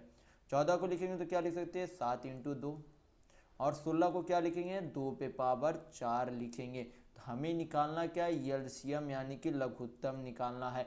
तो लघुत्तम किस तरीके से निकाला जाता है कि जो भी आपका फैक्टर में जो आपका सबसे ज़्यादा वाला अंक हो, जैसे कि 2 पे पावर यहाँ पर 2 सबसे ज़्यादा है, सॉरी यहाँ पे 2 पे पावर 4 सबसे ज़्यादा है, तो क्या लिखेंगे, 2 पे पावर 4 नीचे लिख देंगे। फिर क्या करेंगे, 5 है, 5 पे पावर 1 ही सबसे ज़्यादा बार है तो 5 लिख देंगे। फिर आपका 3 जो है 1 ही पावर है सबसे ज़्यादा तो 3 लिख देंगे। फिर उसके बाद 7 है तो 7 लिख देंगे।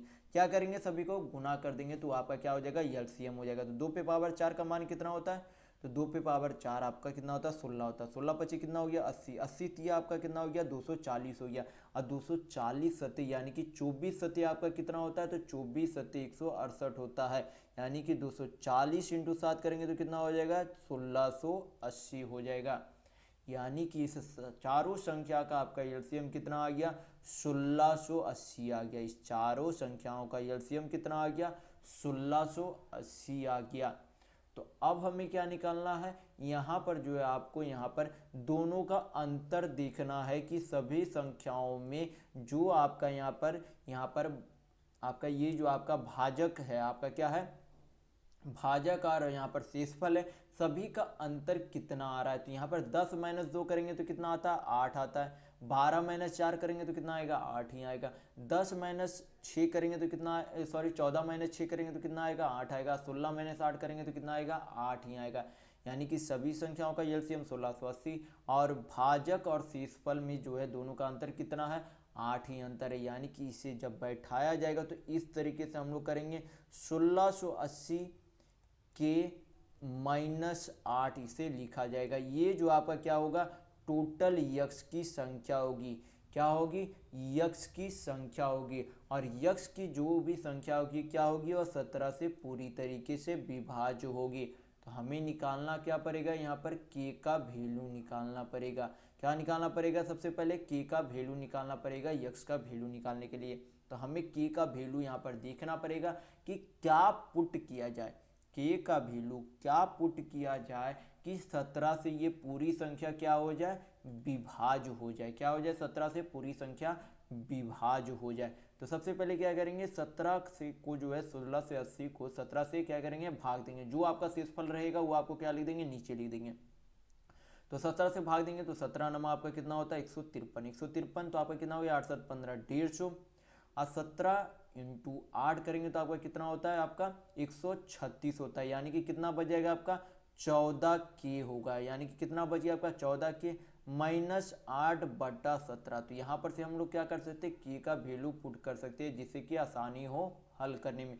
तो के का वैल्यू क्या पुट करें यहाँ पर कि 17 से पूरी तरीके से विभाज्य हो जाए।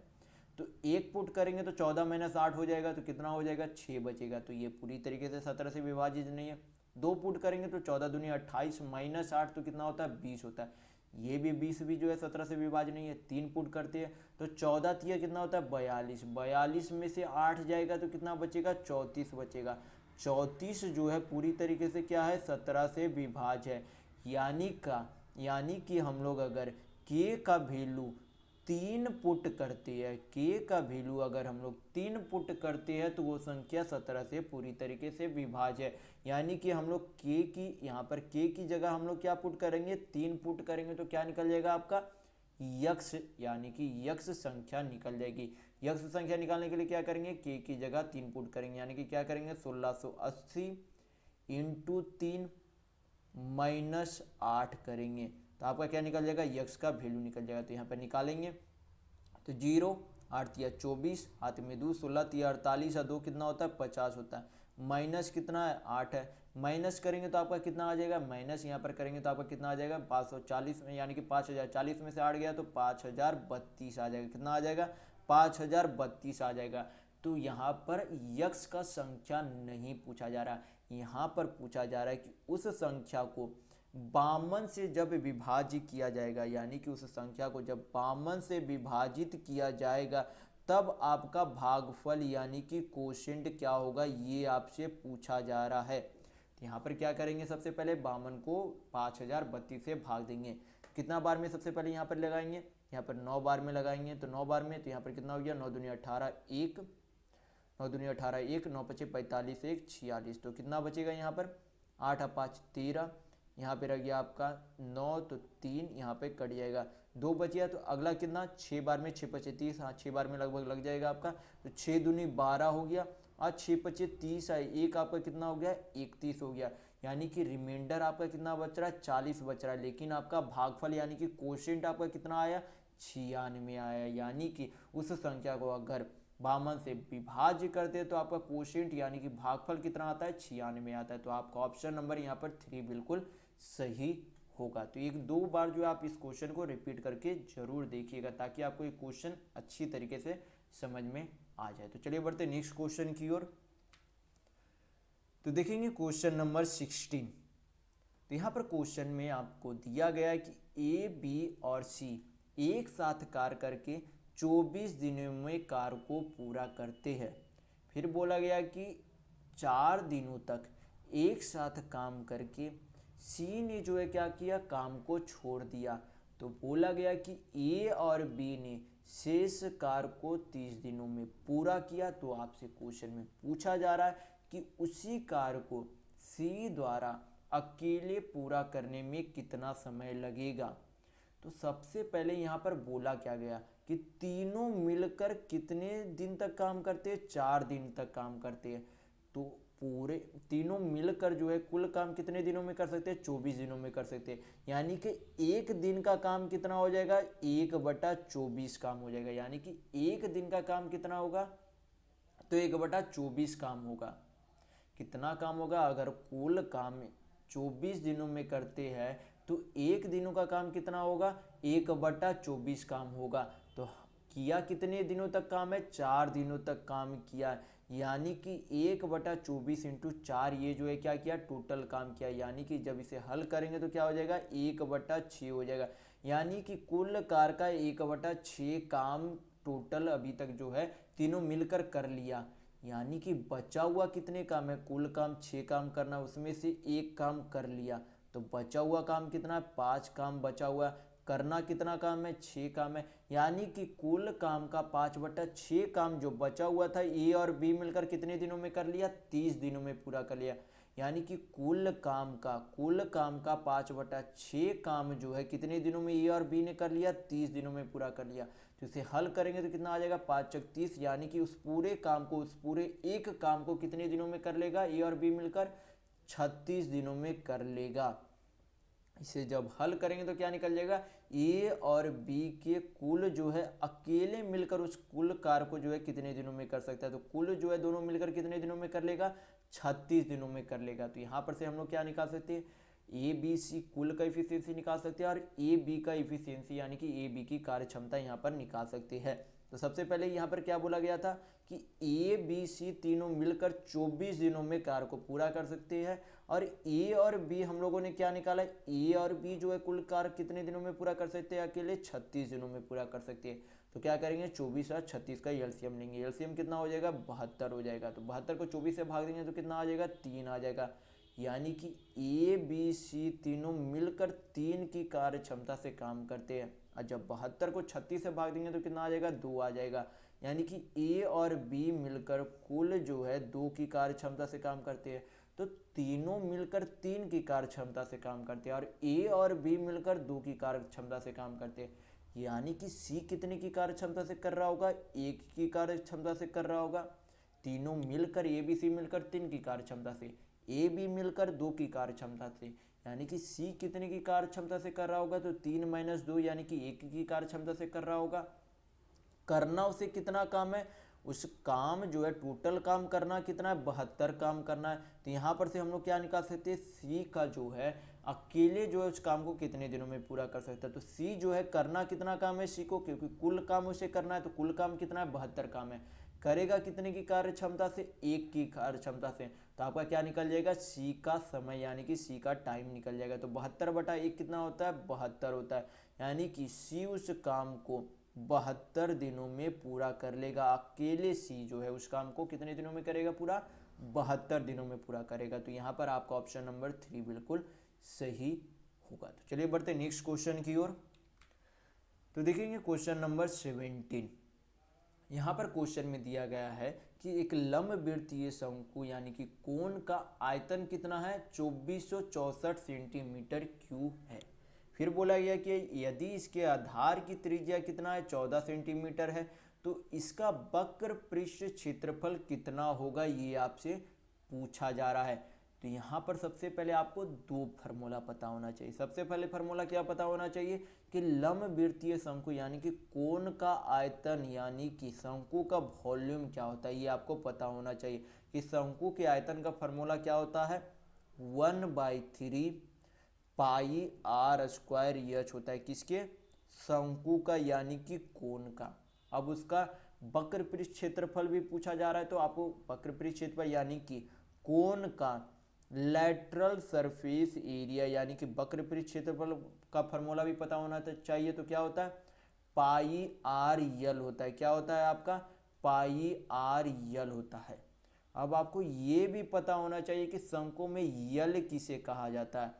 यल जो है इसे कहा जाता है। इसे जो है किस रूप में डिनोट किया जाता है, यल के रूप में डिनोट किया जाता है। और इसे जो है स्लांट हाइट या फिर तिर्यक ऊंचाई हिंदी में कहा जाता है और इसे यल से डिनोट किया जाता है। तो सबसे पहले हम लोग क्या करेंगे, यहाँ पर रेडियस दिया गया यानी कि क्या दिया गया है, त्रिज्या दी गई है, तो हम लोग यहाँ पर से क्या निकाल सकते हैं, ऊंचाई निकाल सकते हैं, क्योंकि हमें त्रिज्या और ऊंचाई प्राप्त होगी तभी हम यल का वैल्यू यानी कि तिर्यक ऊंचाई का वैल्यू निकाल सकते हैं। तो सबसे पहले क्या निकालेंगे हम लोग, एच का वैल्यू निकालेंगे।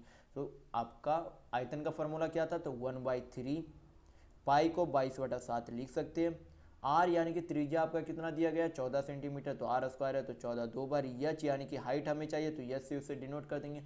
टोटल आयतन यानी कि वॉल्यूम कितना दिया गया, 2464 सेंटीमीटर क्यूब दिया गया। हल करेंगे इसे, तो 22 से काटेंगे तो 22 से एक बार में 2 बचा, फिर 22 से एक बार में 22 दूनी 44 हो गया। 7 से काटेंगे तो 7 दूनी 14 हो गया। फिर यहाँ पर काटेंगे तो आपका 2 से काटेंगे तो 2 से आपका कितना बार में चला जाएगा, 14 दूनी 28, 28 चौक 112 होता है, यानी कि एच बराबर आपका कितना आ गया, 12 सेंटीमीटर आ गया। यानी कि शंकु की ऊंचाई आपकी कितनी आ गई, 12 सेंटीमीटर आ गया। तो हम यहाँ पर से क्या निकाल सकते हैं, यल का वैल्यू निकाल सकते हैं, तभी हम लोग क्या निकाल सकते हैं, वक्र पृष्ठ क्षेत्रफल निकाल सकते हैं।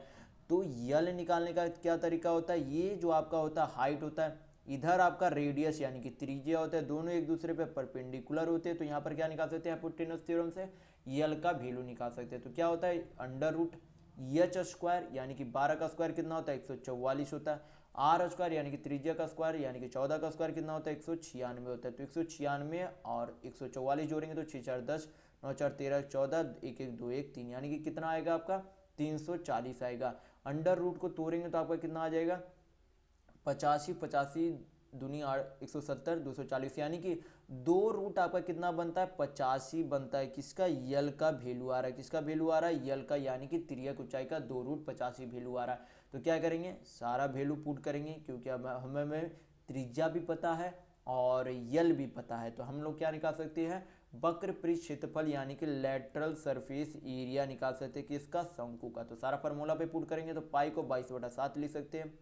आपकी त्रिज्या यानी कि रेडियस कितना दिया गया, 14 सेंटीमीटर, और यल कितना आया, 2 रूट 85 आया। तो यहाँ पर क्या लिख देंगे, 2 रूट 85 लिख देंगे। हल करेंगे इसे तो 14 दूनी 28, तो 22 दूनी 44 दूनी कितना होता है, 88 रूट 85 सेंटीमीटर आपका क्या हो जाएगा, सेंटीमीटर स्क्वायर आपका क्या हो जाएगा, लेटरल सरफेस एरिया, यानी कि कुल तिर्यक ऊंचाई आएगी किसकी, शंकु की। यानी कि आपका ऑप्शन नंबर 4 बिल्कुल सही होगा। तो चलिए बढ़ते हैं नेक्स्ट क्वेश्चन की ओर। तो देखेंगे क्वेश्चन नंबर 18। यहाँ पर दिया गया है कि 6900 रुपये की राशि के एक भाग को 5% पर और शेष भाग को 8% साधारण ब्याज पर क्या दिया गया, उधार दिया गया है। क्या दिया गया, उधार दिया गया। फिर बोला गया कि 3 वर्ष के बाद दोनों से प्राप्त कुल ब्याज जो है कितना है, 1359 रुपये था। तो आपसे पूछा जा रहा है कि 5% और 8% पर उधार दी गई धन राशि का अनुपात यानी कि रेशियो क्या था, ये आपसे पूछा जा रहा है। तो सबसे पहले हम लोग यहाँ पर क्वेश्चन में देखने को मिल रहा है कि यहाँ पर पहले राशि पर जो है क्या किया गया था, 5% का साधारण ब्याज दिया गया था। फिर बोला गया कि उसी के राशि का यानी कि 6900 रुपये के दूसरे भाग का उस राशि का जो है 8% पर ब्याज दिया गया, यानी कि 8% पर उधार दिया गया।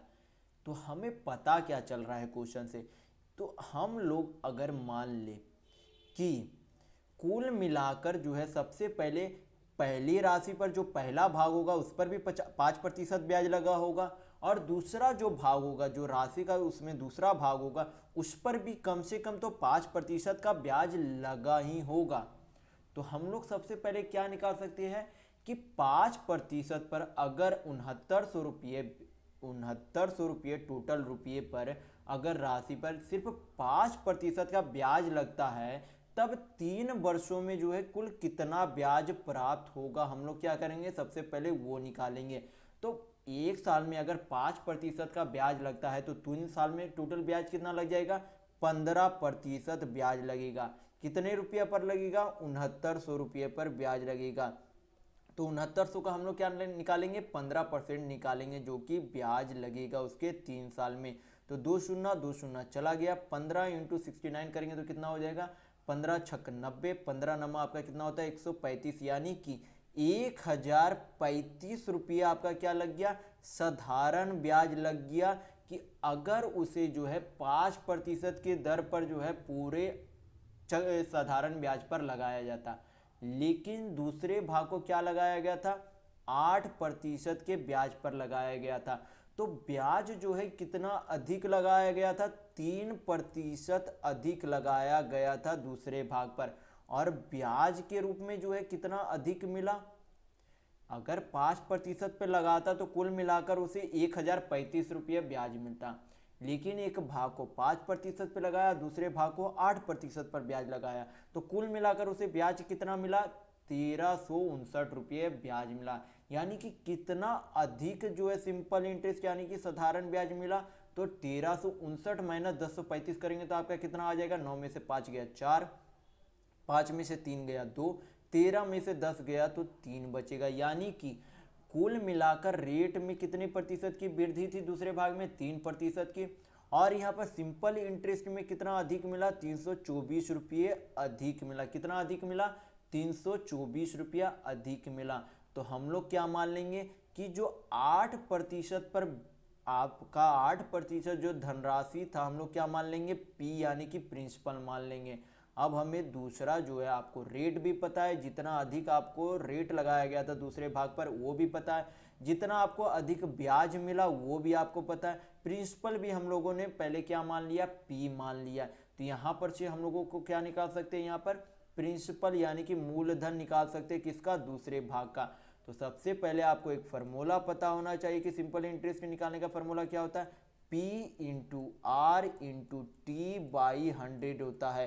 तो यस से आपका हो गया सिंपल इंटरेस्ट यानी कि मूलधन, P से प्रिंसिपल यानी कि एस आई से सिंपल इंटरेस्ट यानी कि साधारण ब्याज होता है, P से प्रिंसिपल यानी कि मूलधन, आर से रेट यानी कि दर, टी से टाइम यानी कि समय होता है। तो क्या करेंगे, सारा पुट करेंगे। एस आई यानी कि सिंपल इंटरेस्ट कितना है, 324 रुपये। प्रिंसिपल यानी कि मूलधन हम लोगों ने क्या माना, पी माना।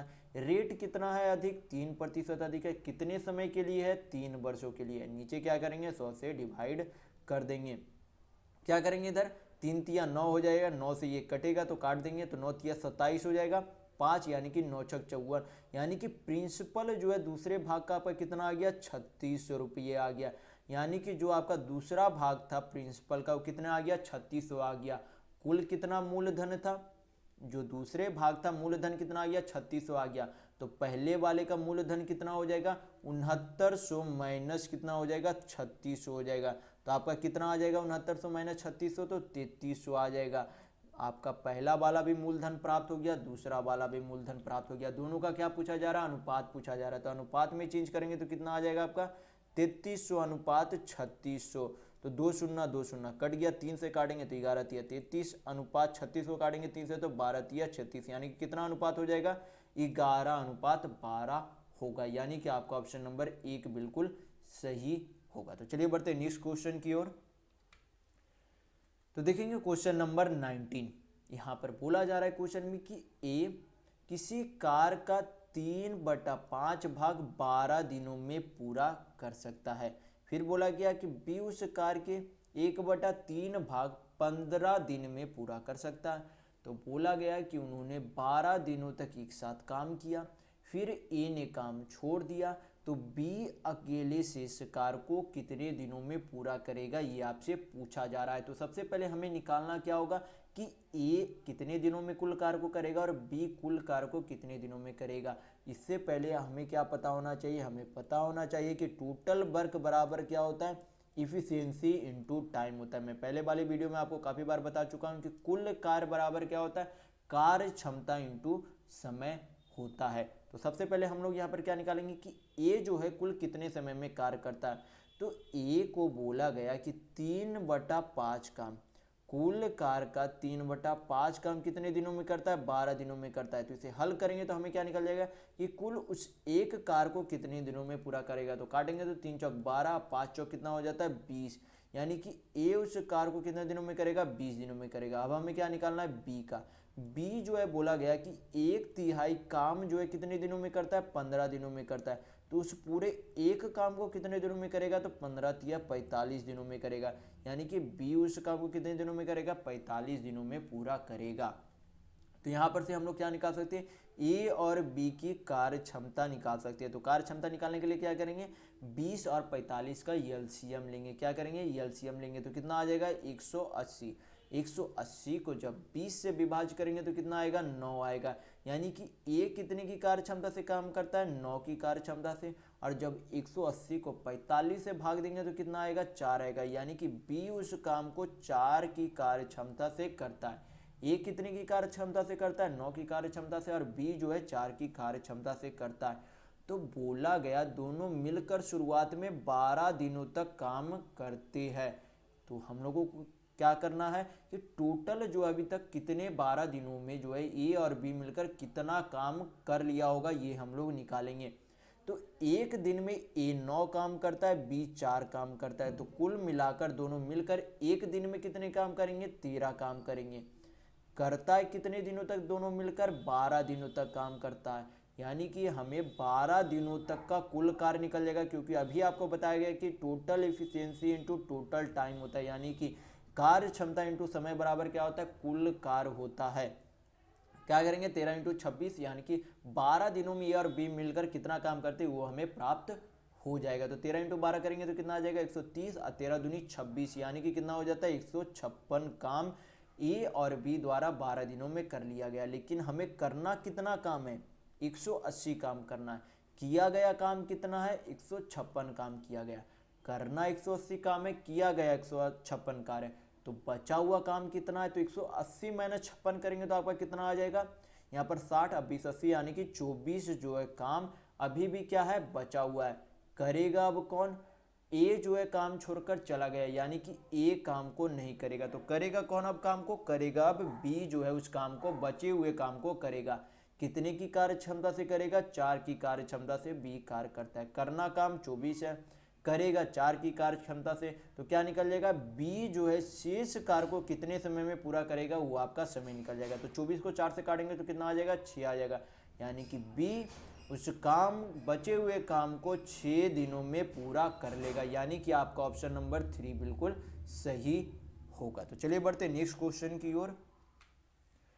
तो देखेंगे क्वेश्चन नंबर 20, ये आपका सिंप्लीफिकेशन का क्वेश्चन है। बॉडमास थ्योरम मैं आपको इस वीडियो में बता चुका हूँ कि क्या होता है। तो चलिए इसे हल करते हैं। तो हल करेंगे तो सबसे पहले क्या करेंगे, हल ऑफ का हल करेंगे। तो ऑफ का हल करेंगे तो कितना हो जाएगा, यहाँ पर 4 दूनी 8 हो जाएगा। तो कितना आपका आ जाएगा, 3/10 हो जाएगा। कितना हो जाएगा, 3/10 हो जाएगा। आगे क्या है, भाग का साइन है तो भाग को दे देंगे।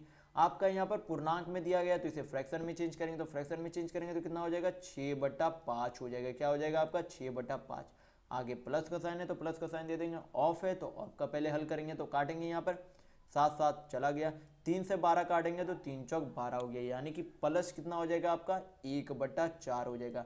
भाग का साइन है तो भाग का साइन दे देंगे। फिर क्या है, 1/40 है। तो 1/40 करने से, लिखने से पहले यहाँ पर क्या है, ऑफ है। तो ऑफ है तो इसे हल कर लेंगे पहले। 2 से काटेंगे 40 को तो 20 बार में चला जाएगा। यानी कि 1 कितना हो जाएगा आपका नीचे, 1/20 25 100 हो जाएगा। कितना हो जाएगा, नीचे 100 हो जाएगा। माइनस का साइन आ गया तो माइनस दे देंगे। पूर्णांक में है तो इसे फ्रैक्शन में चेंज करेंगे तो कितना हो जाएगा, 3 3 9 2 11/3 हो जाएगा। फिर आगे भाग है तो भाग दे देंगे। फिर यहाँ पर क्या है, ऑफ है तो ऑफ का इसे क्या करेंगे, हल कर लेंगे। तो 2 से काटेंगे तो कितना बार में चला जाएगा, 15 बार में चला जाएगा। तो कितना आ जाएगा आपका, 11/15 कितना हो जाएगा आपका, 45 हो जाएगा। अब क्या करेंगे, आगे इसे हल करेंगे। 3/10 है तो 3/10 लिख देंगे। और भाग को जब गुना में चेंज किया जाता है तो सामने वाली संख्या क्या हो जाती है, आपकी उल्टा हो जाती है। तो गुना को, भाग को जब गुना में चेंज करेंगे तो सामने वाली संख्या उल्टा हो जाती है। तो 6/5 को क्या लिखेंगे, 5/6 लिखेंगे। क्या लिखेंगे, 5/6। आगे प्लस का साइन है तो प्लस दे देंगे। 1/4 लिखेंगे। सामने वाली भाग को जब गुना में चेंज करेंगे तो सामने वाली संख्या उल्टा हो जाएगी। यानी कि 1/100 को क्या लिखेंगे, 100 लिखेंगे।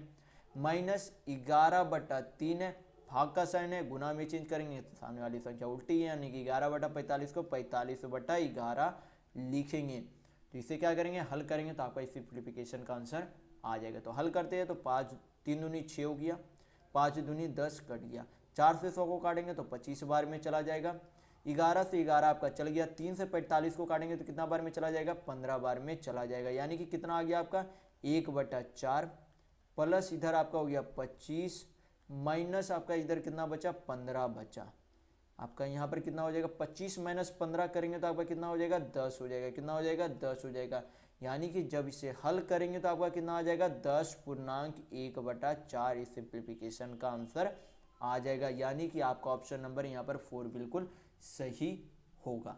तो सिंप्लीफिकेशन को आप हमेशा जो है परीक्षाओं में भी ध्यानपूर्वक बनाए करेंगे, क्योंकि इसमें गलती होने की संभावना बहुत अधिक होती है। तो चलिए बढ़ते हैं नेक्स्ट क्वेश्चन की ओर। तो देखेंगे क्वेश्चन नंबर 21। यहाँ पर दिया गया है कि दो मिश्र धातुओं ए और बी में तांबा और जस्ता का अनुपात कितना है। ए में तांबा यानी कि 3 और जस्ता यानी कि तांबा यहाँ पर लिख दिए, और जस्ता यहाँ पर क्या लिख देंगे, जे से डिनोट कर देते हैं यहाँ पर। तो ए में तांबा और जस्ता कितना है, 7:2 है। फिर उसी तरीके से बी में बोला गया कि तांबा और जस्ता का अनुपात कितना है, 5:3 है।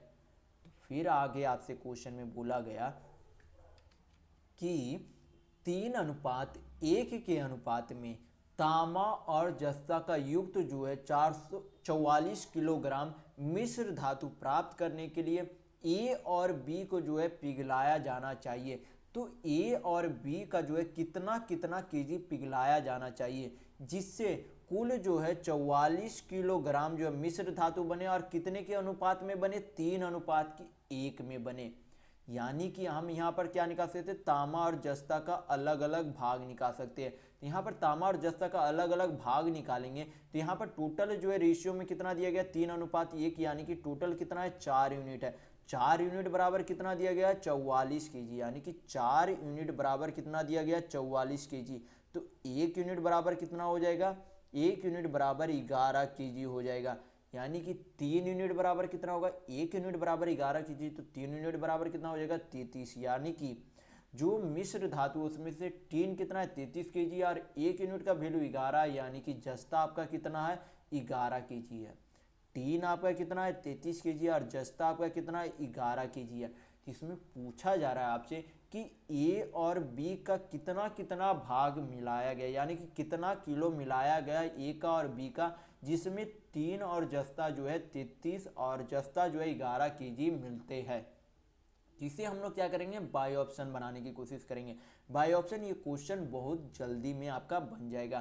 तो क्या करेंगे, सबसे पहले ऑप्शन नंबर 1 मानते कि ऑप्शन नंबर 1 में जो है ए में जो है क्या है, 36 केजी मान लेंगे कि लिया गया। क्या ऑप्शन के हिसाब से हम लोगों ने क्या माना कि ए से जो है क्या लिया गया, 36 केजी लिया गया। यानी कि 7 2 9 यूनिट बराबर टोटल जो है कितना लिया गया, 36 केजी लिया गया। तो 1 यूनिट बराबर कितना हो जाएगा, 4 यूनिट हो जाएगा। 1 यूनिट बराबर कितना हो जाएगा, 4 केजी। यानी कि हम लोग क्या निकाल सकते हैं, यहाँ पर तांबा का जो है यहाँ पर निकाल सकते हैं कि ए में जो है ए से कितना तांबा लिया गया था। तो 1 यूनिट बराबर 4 केजी है, तो 7 यूनिट बराबर कितना हो जाएगा, 7 चौका 28 केजी। और ए से जो है जस्ता कितना लिया गया, तो 1 यूनिट बराबर 4 केजी, तो जस्ता का कितना हो जाएगा, 4 दूनी 8 केजी हो जाएगा। यानी कि ए से 28 केजी लिया गया था, और ए से 28 केजी तांबा लिया गया था, और 8 केजी क्या लिया गया था, जस्ता लिया गया था। अब हम लोग क्या चेक करेंगे कि बी से जो है कितना जस्ता और कितना तांबा लिया गया था। तो बी में जो है यहाँ पर क्या दिया गया, 8 केजी दिया गया। यानी कि 5 3 8 यूनिट बराबर कितना है, 8 केजी है। तो 1 यूनिट बराबर कितना हो जाएगा, 1 केजी हो जाएगा। तो यहाँ पर से क्या निकाल सकते हैं, बी में जो है तांबे की मात्रा कितनी हो जाएगी, 1 यूनिट बराबर 1 केजी। तो 5 यूनिट बराबर कितना हो जाएगा, 5 केजी। तो यानी कि बी से जो है 5 केजी तांबा लिया गया था, और जस्ता कितना लिया गया था, तो 1 यूनिट बराबर 1 केजी, तो 3 यूनिट बराबर 3 केजी। यानी कि बी से जस्ता जो है 3 केजी लिया गया था। तो अब हमें चेक करना है कि टोटल तांबा जो है 33 केजी है या नहीं, और टोटल जस्ता जो है 11 केजी है या नहीं। अगर है तो ये ऑप्शन नंबर आपका 1 बिल्कुल सही होगा। तो यहाँ पर क्या करेंगे, चेक करेंगे। 28 और 5 कितना होता है, 33 होता है। यानी कि ऑप्शन नंबर 1 के हिसाब से ए से जो है ए और बी मिलाकर तांबा का मात्रा 33 केजी है, और 8 3 कितना होता है, 11 केजी। यानी कि 11 केजी क्या है, जस्ता की मात्रा। यानी कि 11 केजी जस्ता और 33 केजी तांबा जो है बिल्कुल सही होता है आपके ऑप्शन नंबर 1 के हिसाब से। तो यहाँ पर आपका ऑप्शन नंबर 1 बिल्कुल सही होगा। तो चलिए बढ़ते हैं अब नेक्स्ट क्वेश्चन की ओर। तो देखेंगे क्वेश्चन नंबर 22। यहाँ पर क्वेश्चन में दिया गया है कि यक्ष रुपये की राशि ए बी सी के बीच इस तरह विभाजित किया जाता है कि ए और बी के हिस्से का अनुपात कितना है, 3:4 है। बी और सी के हिस्से का अनुपात 5:6 है। तो सी को ए से 1440 रुपया अधिक प्राप्त होता है, तो यक्ष का मान क्या, यानी कि कुल राशि कितना है, ये आपको बताना है। तो सबसे पहले हम लोग क्या करेंगे, ए बी सी का एक निश्चित अनुपात निकाल लेंगे, किसमें, रेशियो में। ए बी सी का क्या निकाल लेंगे, निश्चित अनुपात रेशियो में। तो ए और बी का कितना अनुपात दिया गया, 3:4 दिया गया है। और बी और सी का कितना दिया गया, 5:6 दिया गया है। निश्चित अनुपात निकालने के लिए जो आपका खाली स्थान है उसके बगल वाली जो संख्या रहेगी वह क्या करेंगे, खाली स्थान में लिख देंगे। ऊपर नीचे नहीं देखना है, बगल वाली संख्या देखना है। तो बगल में यहाँ पर क्या है, 4 है तो खाली स्थान पर 4 लिख देंगे। यहाँ पर क्या है, 5 है तो बगल वाली संख्या खाली है तो यहाँ पर भी 5 लिख देंगे। सभी को क्या कर देंगे, आपस में गुना कर देंगे। तो क्या निकल जाएगा आपका, ए बी सी का रेशियो निकल जाएगा। तो कितना हो जाएगा, 5×3=15, 5×4=20 आपका हो गया। और इधर कितना हो गया, 6×4=24 हो गया। यानी कि ए बी सी का अनुपात कितना हो गया, 15:20:24 आ गया। तो यहाँ पर सी का जो है कितने यूनिट है, यहाँ पर 24 यूनिट है हिस्सा में। ए का जो है कितने यूनिट है, 15 यूनिट है। तो यहाँ पर दोनों का अंतर कितना दिया गया है, 1440 रुपया दिया गया। तो रेशियो के अनुपात में जो है कितने यूनिट का अंतर है, तो 5 और 9 यूनिट का अंतर है, जो कि रुपये में कितना दिया गया है, 1440 रुपया दिया गया है। तो यहाँ पर से हम लोग क्या निकाल सकते हैं, 1 यूनिट का वैल्यू निकाल सकते हैं। तो 9 से काटेंगे तो कितना बार में चला जाएगा, 9 1 6 0, यानी कि 1 यूनिट बराबर कितना है, 160 रुपये के बराबर है। तो हमसे पूछा क्या जा रहा है कि कुल राशि कितना है। तो हमें निकालना क्या है, कुल राशि निकालना, यानी कि टोटल रेशियो का क्या निकालना पड़ेगा, जोड़कर। यानी कि 1 यूनिट बराबर अगर 160 रुपये है तो टोटल यूनिट बराबर जो आपका कितना रुपया होगा, ये आपसे पूछा जा रहा है। तो क्या करेंगे, सभी रेशियो को जोड़ेंगे तो कितना हो जाएगा आपका, 15 और 24 कितना होता है, 39, 39 और 20 आपका कितना होता है, 59 होता है। तो यानी कि 1 यूनिट बराबर अगर 160 रुपये है तो 59 यूनिट बराबर आपका कितने रुपया होगा, ये आपको बताना है। तो एक जीरो आपका बढ़ जाएगा, 16×25 80 होता है। और 16 नमा आपका कितना हो जाता है, 144, यानी कि 800 और 144 कितना हो जाएगा, 944 होगा।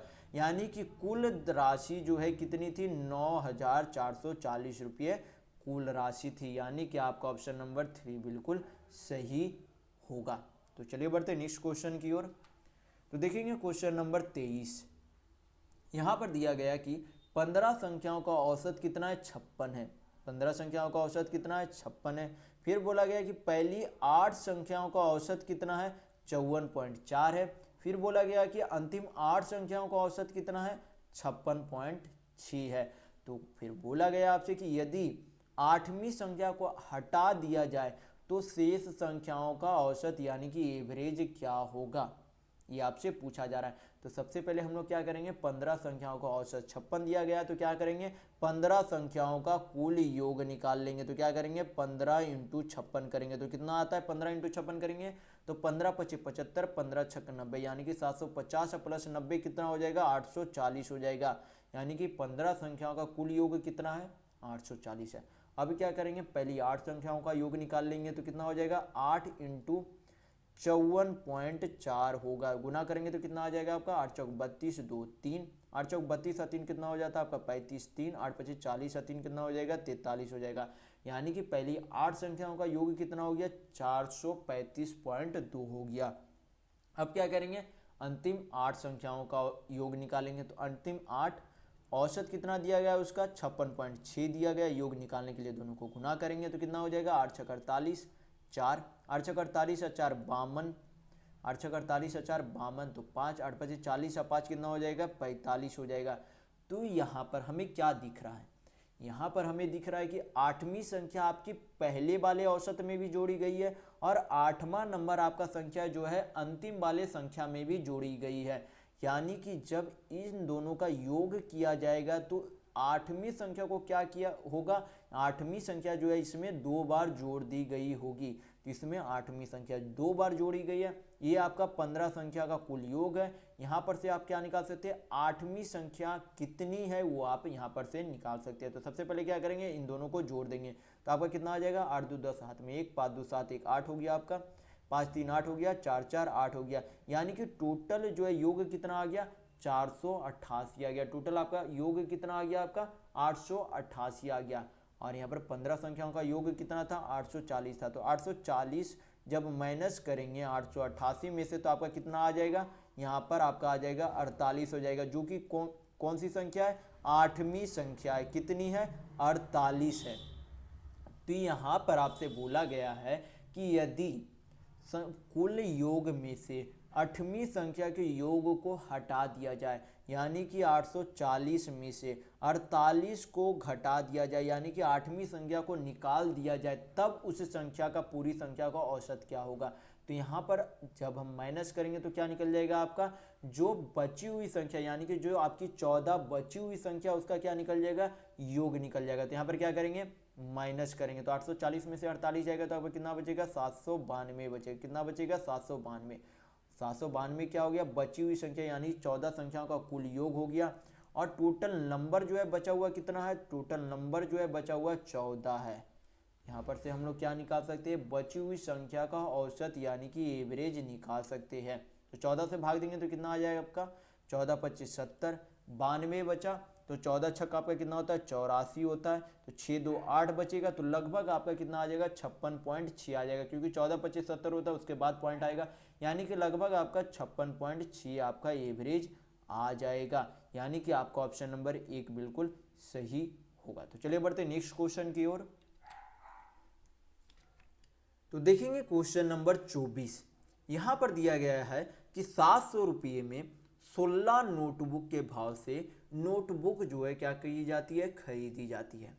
फिर बोला गया कि 500 रुपये में 11 नोटबुक के भाव से क्या कर दिया जाता है, बेच दिया जाता है। बोला क्या गया, 700 रुपये में कितना नोटबुक, 16 नोटबुक जो है खरीदा गया, यानी कि सीपी आपका कितना है, 700 नोटबुक, यानी कि 700 रुपये में जो है ये आपका क्या है, रुपीज है, ये आपकी जो है नंबर ऑफ नोटबुक है, नंबर ऑफ आपका क्या है, नोटबुक है।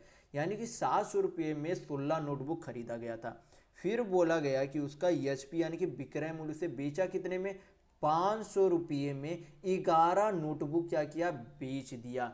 तो पूछा जा रहा है आपसे कि 450 रुपये का लाभ प्राप्त करने के लिए कितनी नोटबुक जो है बेची जानी चाहिए, ये आपसे पूछा जा रहा है।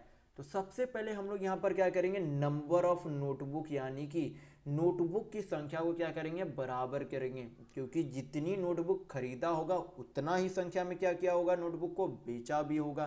तो क्या करेंगे, बराबर करने के लिए यहाँ पर 11 दोनों तरफ गुना कर देंगे, और यहाँ पर नीचे में क्या करेंगे, 16 से गुना कर देंगे। तो नोटबुक की संख्या क्या हो जाएगी, बराबर हो जाएगी।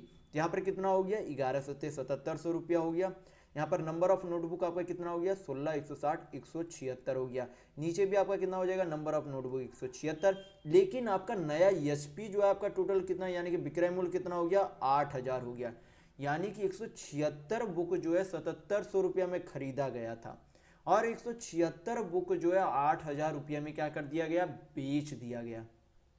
176 बुक 7700 रुपया में खरीदा गया था और 176 बुक 8000 रुपये में बेच दिया गया। यानी कि 176 बुक बेचने पर उसे लाभ यानी कि प्रॉफिट कितने का हो रहा है, तो 300 रुपये का प्रॉफिट हो रहा है। यानी कि 176 बुक जब बेचता है तो कितने का लाभ हो रहा है, 176 नोटबुक जब बेचता है तो 300 रुपये का लाभ हो रहा है। तो हमें बताना है कि 450 रुपये में कितना बुक जो है, 450 रुपये लाभ प्राप्त करने के लिए उसे कितना नोटबुक बेचना पड़ेगा। यानी कि 1 रुपीज बराबर अगर हम करें तो कितना हो जाएगा, 176 बटा कितना हो जाएगा, 300 हो जाएगा। यानी कि 176 बटा 1 रुपीज बराबर कितना हो जाएगा, 176 बटा 300 हो जाएगा। तो हमें चाहिए कितना, 450 रुपये का लाभ का नोटबुक चाहिए। तो क्या करेंगे, 450 से गुना करेंगे तो आपका क्या निकल जाएगा, नंबर ऑफ नोटबुक, यानी कि 450 रुपये लाभ प्राप्त करने के लिए कितने संख्या में नोटबुक को बेचना चाहिए वो नंबर आपको पता चल जाएगा। तो इसे हल करेंगे तो 15 दूनी 30, यानी कि 150 से 300 दो बार में, और यहाँ पर 450 3 बार में चला जाएगा, 2 से काटेंगे कितना बार में चला जाएगा, 88 बार में चला जाएगा। 88 आपका कितना होता है, तो 8 तिया 24, 8 तिया 24 और 2 26, यानी कि कुल मिलाकर उसे 264 नोटबुक बेचना होगा 450 रुपये लाभ कमाने के लिए। तो यहाँ पर आपका आंसर क्या होगा, 264 नोटबुक बिल्कुल सही आंसर होगा। तो चलिए बढ़ते अब नेक्स्ट क्वेश्चन की ओर। तो देखेंगे क्वेश्चन नंबर 25। यहाँ पर बोला गया कि एक व्यक्ति ने 110 रुपये प्रति मीटर के भाव पर 80 मीटर कपड़ा जो है क्या किया गया, खरीदा गया और 75% हिस्से को 6% के लाभ पर बेच दिया गया। तो आपसे पूछा जा रहा है यदि उसकी लागत पर 10% का लाभ हुआ है तो बचे हुए कपड़े को उसने कितने प्रतिशत पर बेचा होगा, ये आपसे पूछा जा रहा है। तो हम लोग यहाँ पर क्या करेंगे, यहाँ पर एक व्यक्ति ने 110 रुपये प्रति मीटर के भाव से बेचा, तो यहाँ पर ना हमें पैसे से मतलब है, ना यहाँ पर हमें कपड़े के मीटर से मतलब है, क्योंकि यहाँ पर क्या पूछा जा रहा है, प्रतिशत में पूछा जा रहा है। अगर यहाँ पर पैसा पूछता तब हमें जो है यहाँ पर पैसे की ज़रूरत होती और उसकी लंबाई की ज़रूरत होती, लेकिन यहाँ पर प्रतिशत में पूछा जा रहा है कि कितने प्रतिशत में जो है दूसरे भाव को बेचेगा कि उसे जो है कुल मिलाकर 10% का लाभ हो। तो हम लोग यहाँ पर क्या मान लेंगे, इसे आसान करने के लिए हम लोग खुद से जो है कपड़ों की संख्या मान लेंगे। तो यहाँ पर सबसे पहले 75% को फ्रैक्शन में चेंज करेंगे तो आप क्या लिख सकते हैं, 3/4 लिख सकते हैं। यानी कि मान लेंगे कि पहले अगर 4 सामान था, पहले मान लीजिए कुल 4 सामान है, उसमें से क्या किया गया, 3 सामान को बेच दिया गया। क्या किया गया, 3 सामान को बेच दिया गया। तो हम लोग इसे आसानी से हल करने के लिए दोनों में क्या करेंगे, 2-2 शून्य पुट कर देंगे। क्या करेंगे, 2-2 शून्य पुट कर देंगे कि मान लेंगे पहले अगर 400 सामान था तो बेच अब कितना दिया गया, 300 सामान बेच दिया। कितने प्रतिशत के लाभ पर, 6% के लाभ पर। 400 सामान कुल था, उसमें से 300 सामान बेच दिया गया, कितने प्रतिशत के लाभ पर, 6% के लाभ पर। तो बचा हुआ सामान कितना अब है, 100 सामान और बचा हुआ है, लेकिन उसे कुल मिलाकर 10% का लाभ चाहिए। यानी कि 400 वस्तुओं का, यानी कि 400 वस्तुओं का, यानी कि 400 रुपये अगर मान लेते हैं कि 400 रुपये का कुल जो है 10% का वो लाभ चाहता है, तो कुल लाभ कितना चाहता है, तो 400 का 10% कितना हो जाएगा, 40 रुपये का लाभ। यानी कि कुल मिलाकर उसे 40 रुपये का लाभ चाहिए। लेकिन जब 300 रुपये में उसे बेचा था तो 6%, 300 रुपये का 6% कितना हो जाएगा, 300 रुपये का 6% कितना हो जाएगा, 6 तिया 18, यानी कि 18 रुपये में जो है उसे अभी तक लाभ मिला है। यानी कि जब मान लेंगे, यहाँ पर हम लोग क्या माने थे, सबसे पहले 400 वस्तु माने थे, उसमें से 300 वस्तु बेच दिया गया 6% के लाभ पर, बचा हुआ 100 वस्तु है। सभी वस्तुओं को क्या मान लिया कि 1 रुपये में बेचा गया, यानी कि 400 वस्तुओं का जो है मूल्य कितना है, 1 रुपये है। 400 वस्तुओं का मूल्य कितना है, सभी वस्तुओं का मूल्य कितना है, 1 रुपये, यानी कि 400 वस्तुओं का मूल्य कितना है, 400 रुपये। यानी कि 400 मूल्य पर जो हमें कितना चाहिए, 10% का लाभ चाहिए, यानी कि कुल लाभ कितने चाहिए, 40 रुपये का लाभ चाहिए, क्योंकि 400 का 10% कितना होता है, 40 रुपये होता है। उसी तरीके से 300 रुपये पर जो है सबसे पहले बोला गया कि 6% का लाभ कमाए, यानी कि कुल मिलाकर 18 रुपये के जो है 300 रुपये के वस्तु पर 18 रुपये को उसे कुल लाभ मिला, लेकिन चाहिए कुल लाभ कितना, 40 रुपये का लाभ चाहिए। तो 40 रुपये का लाभ हमें किससे कमाना होगा, उस 100 रुपये के कुल वस्तु से कमाना होगा। यानी कि अब जो है कितना लाभ और कमाना होगा, 40 लाभ कमाना था, 18 लाभ कमा लिया, यानी कि बचा हुआ लाभ अब कितना है, 22 लाभ और कमाना है। कितने रुपये से, अब 100 रुपये के कुल वस्तु से कमाना। परसेंट में चेंज करने के लिए 100 से मल्टीप्लाई करेंगे, 100 से 100 कट गया, यानी कि 22% लाभ पर बेचना पड़ेगा उस 100 रुपये के बचे हुए वस्तु को। यानी कि आपका प्रॉफिट परसेंट कितना होगा, 22% होगा। यानी कि आपका ऑप्शन नंबर यहाँ पर 2 बिल्कुल सही होगा। तो चलिए इस वीडियो में बस इतना ही। अगर आपको वीडियो पसंद आए तो लाइक कीजिएगा, नए हैं तो चैनल को सब्सक्राइब जरूर कर लीजिएगा। यह हमारा सोशल मीडिया प्लेटफॉर्म है, आप हमसे यहाँ भी जुड़ सकते हैं। इसके लिंक आपको इस वीडियो के डिस्क्रिप्शन बॉक्स में मिल जाएंगे। और इस वीडियो को अपने दोस्तों के साथ शेयर करना बिल्कुल भी नहीं भूलिएगा, ताकि उन्हें भी इस वीडियो से लाभ मिल सके। तो इस वीडियो में बस इतना ही, मिलते हैं अगले वीडियो में, तब तक के लिए धन्यवाद।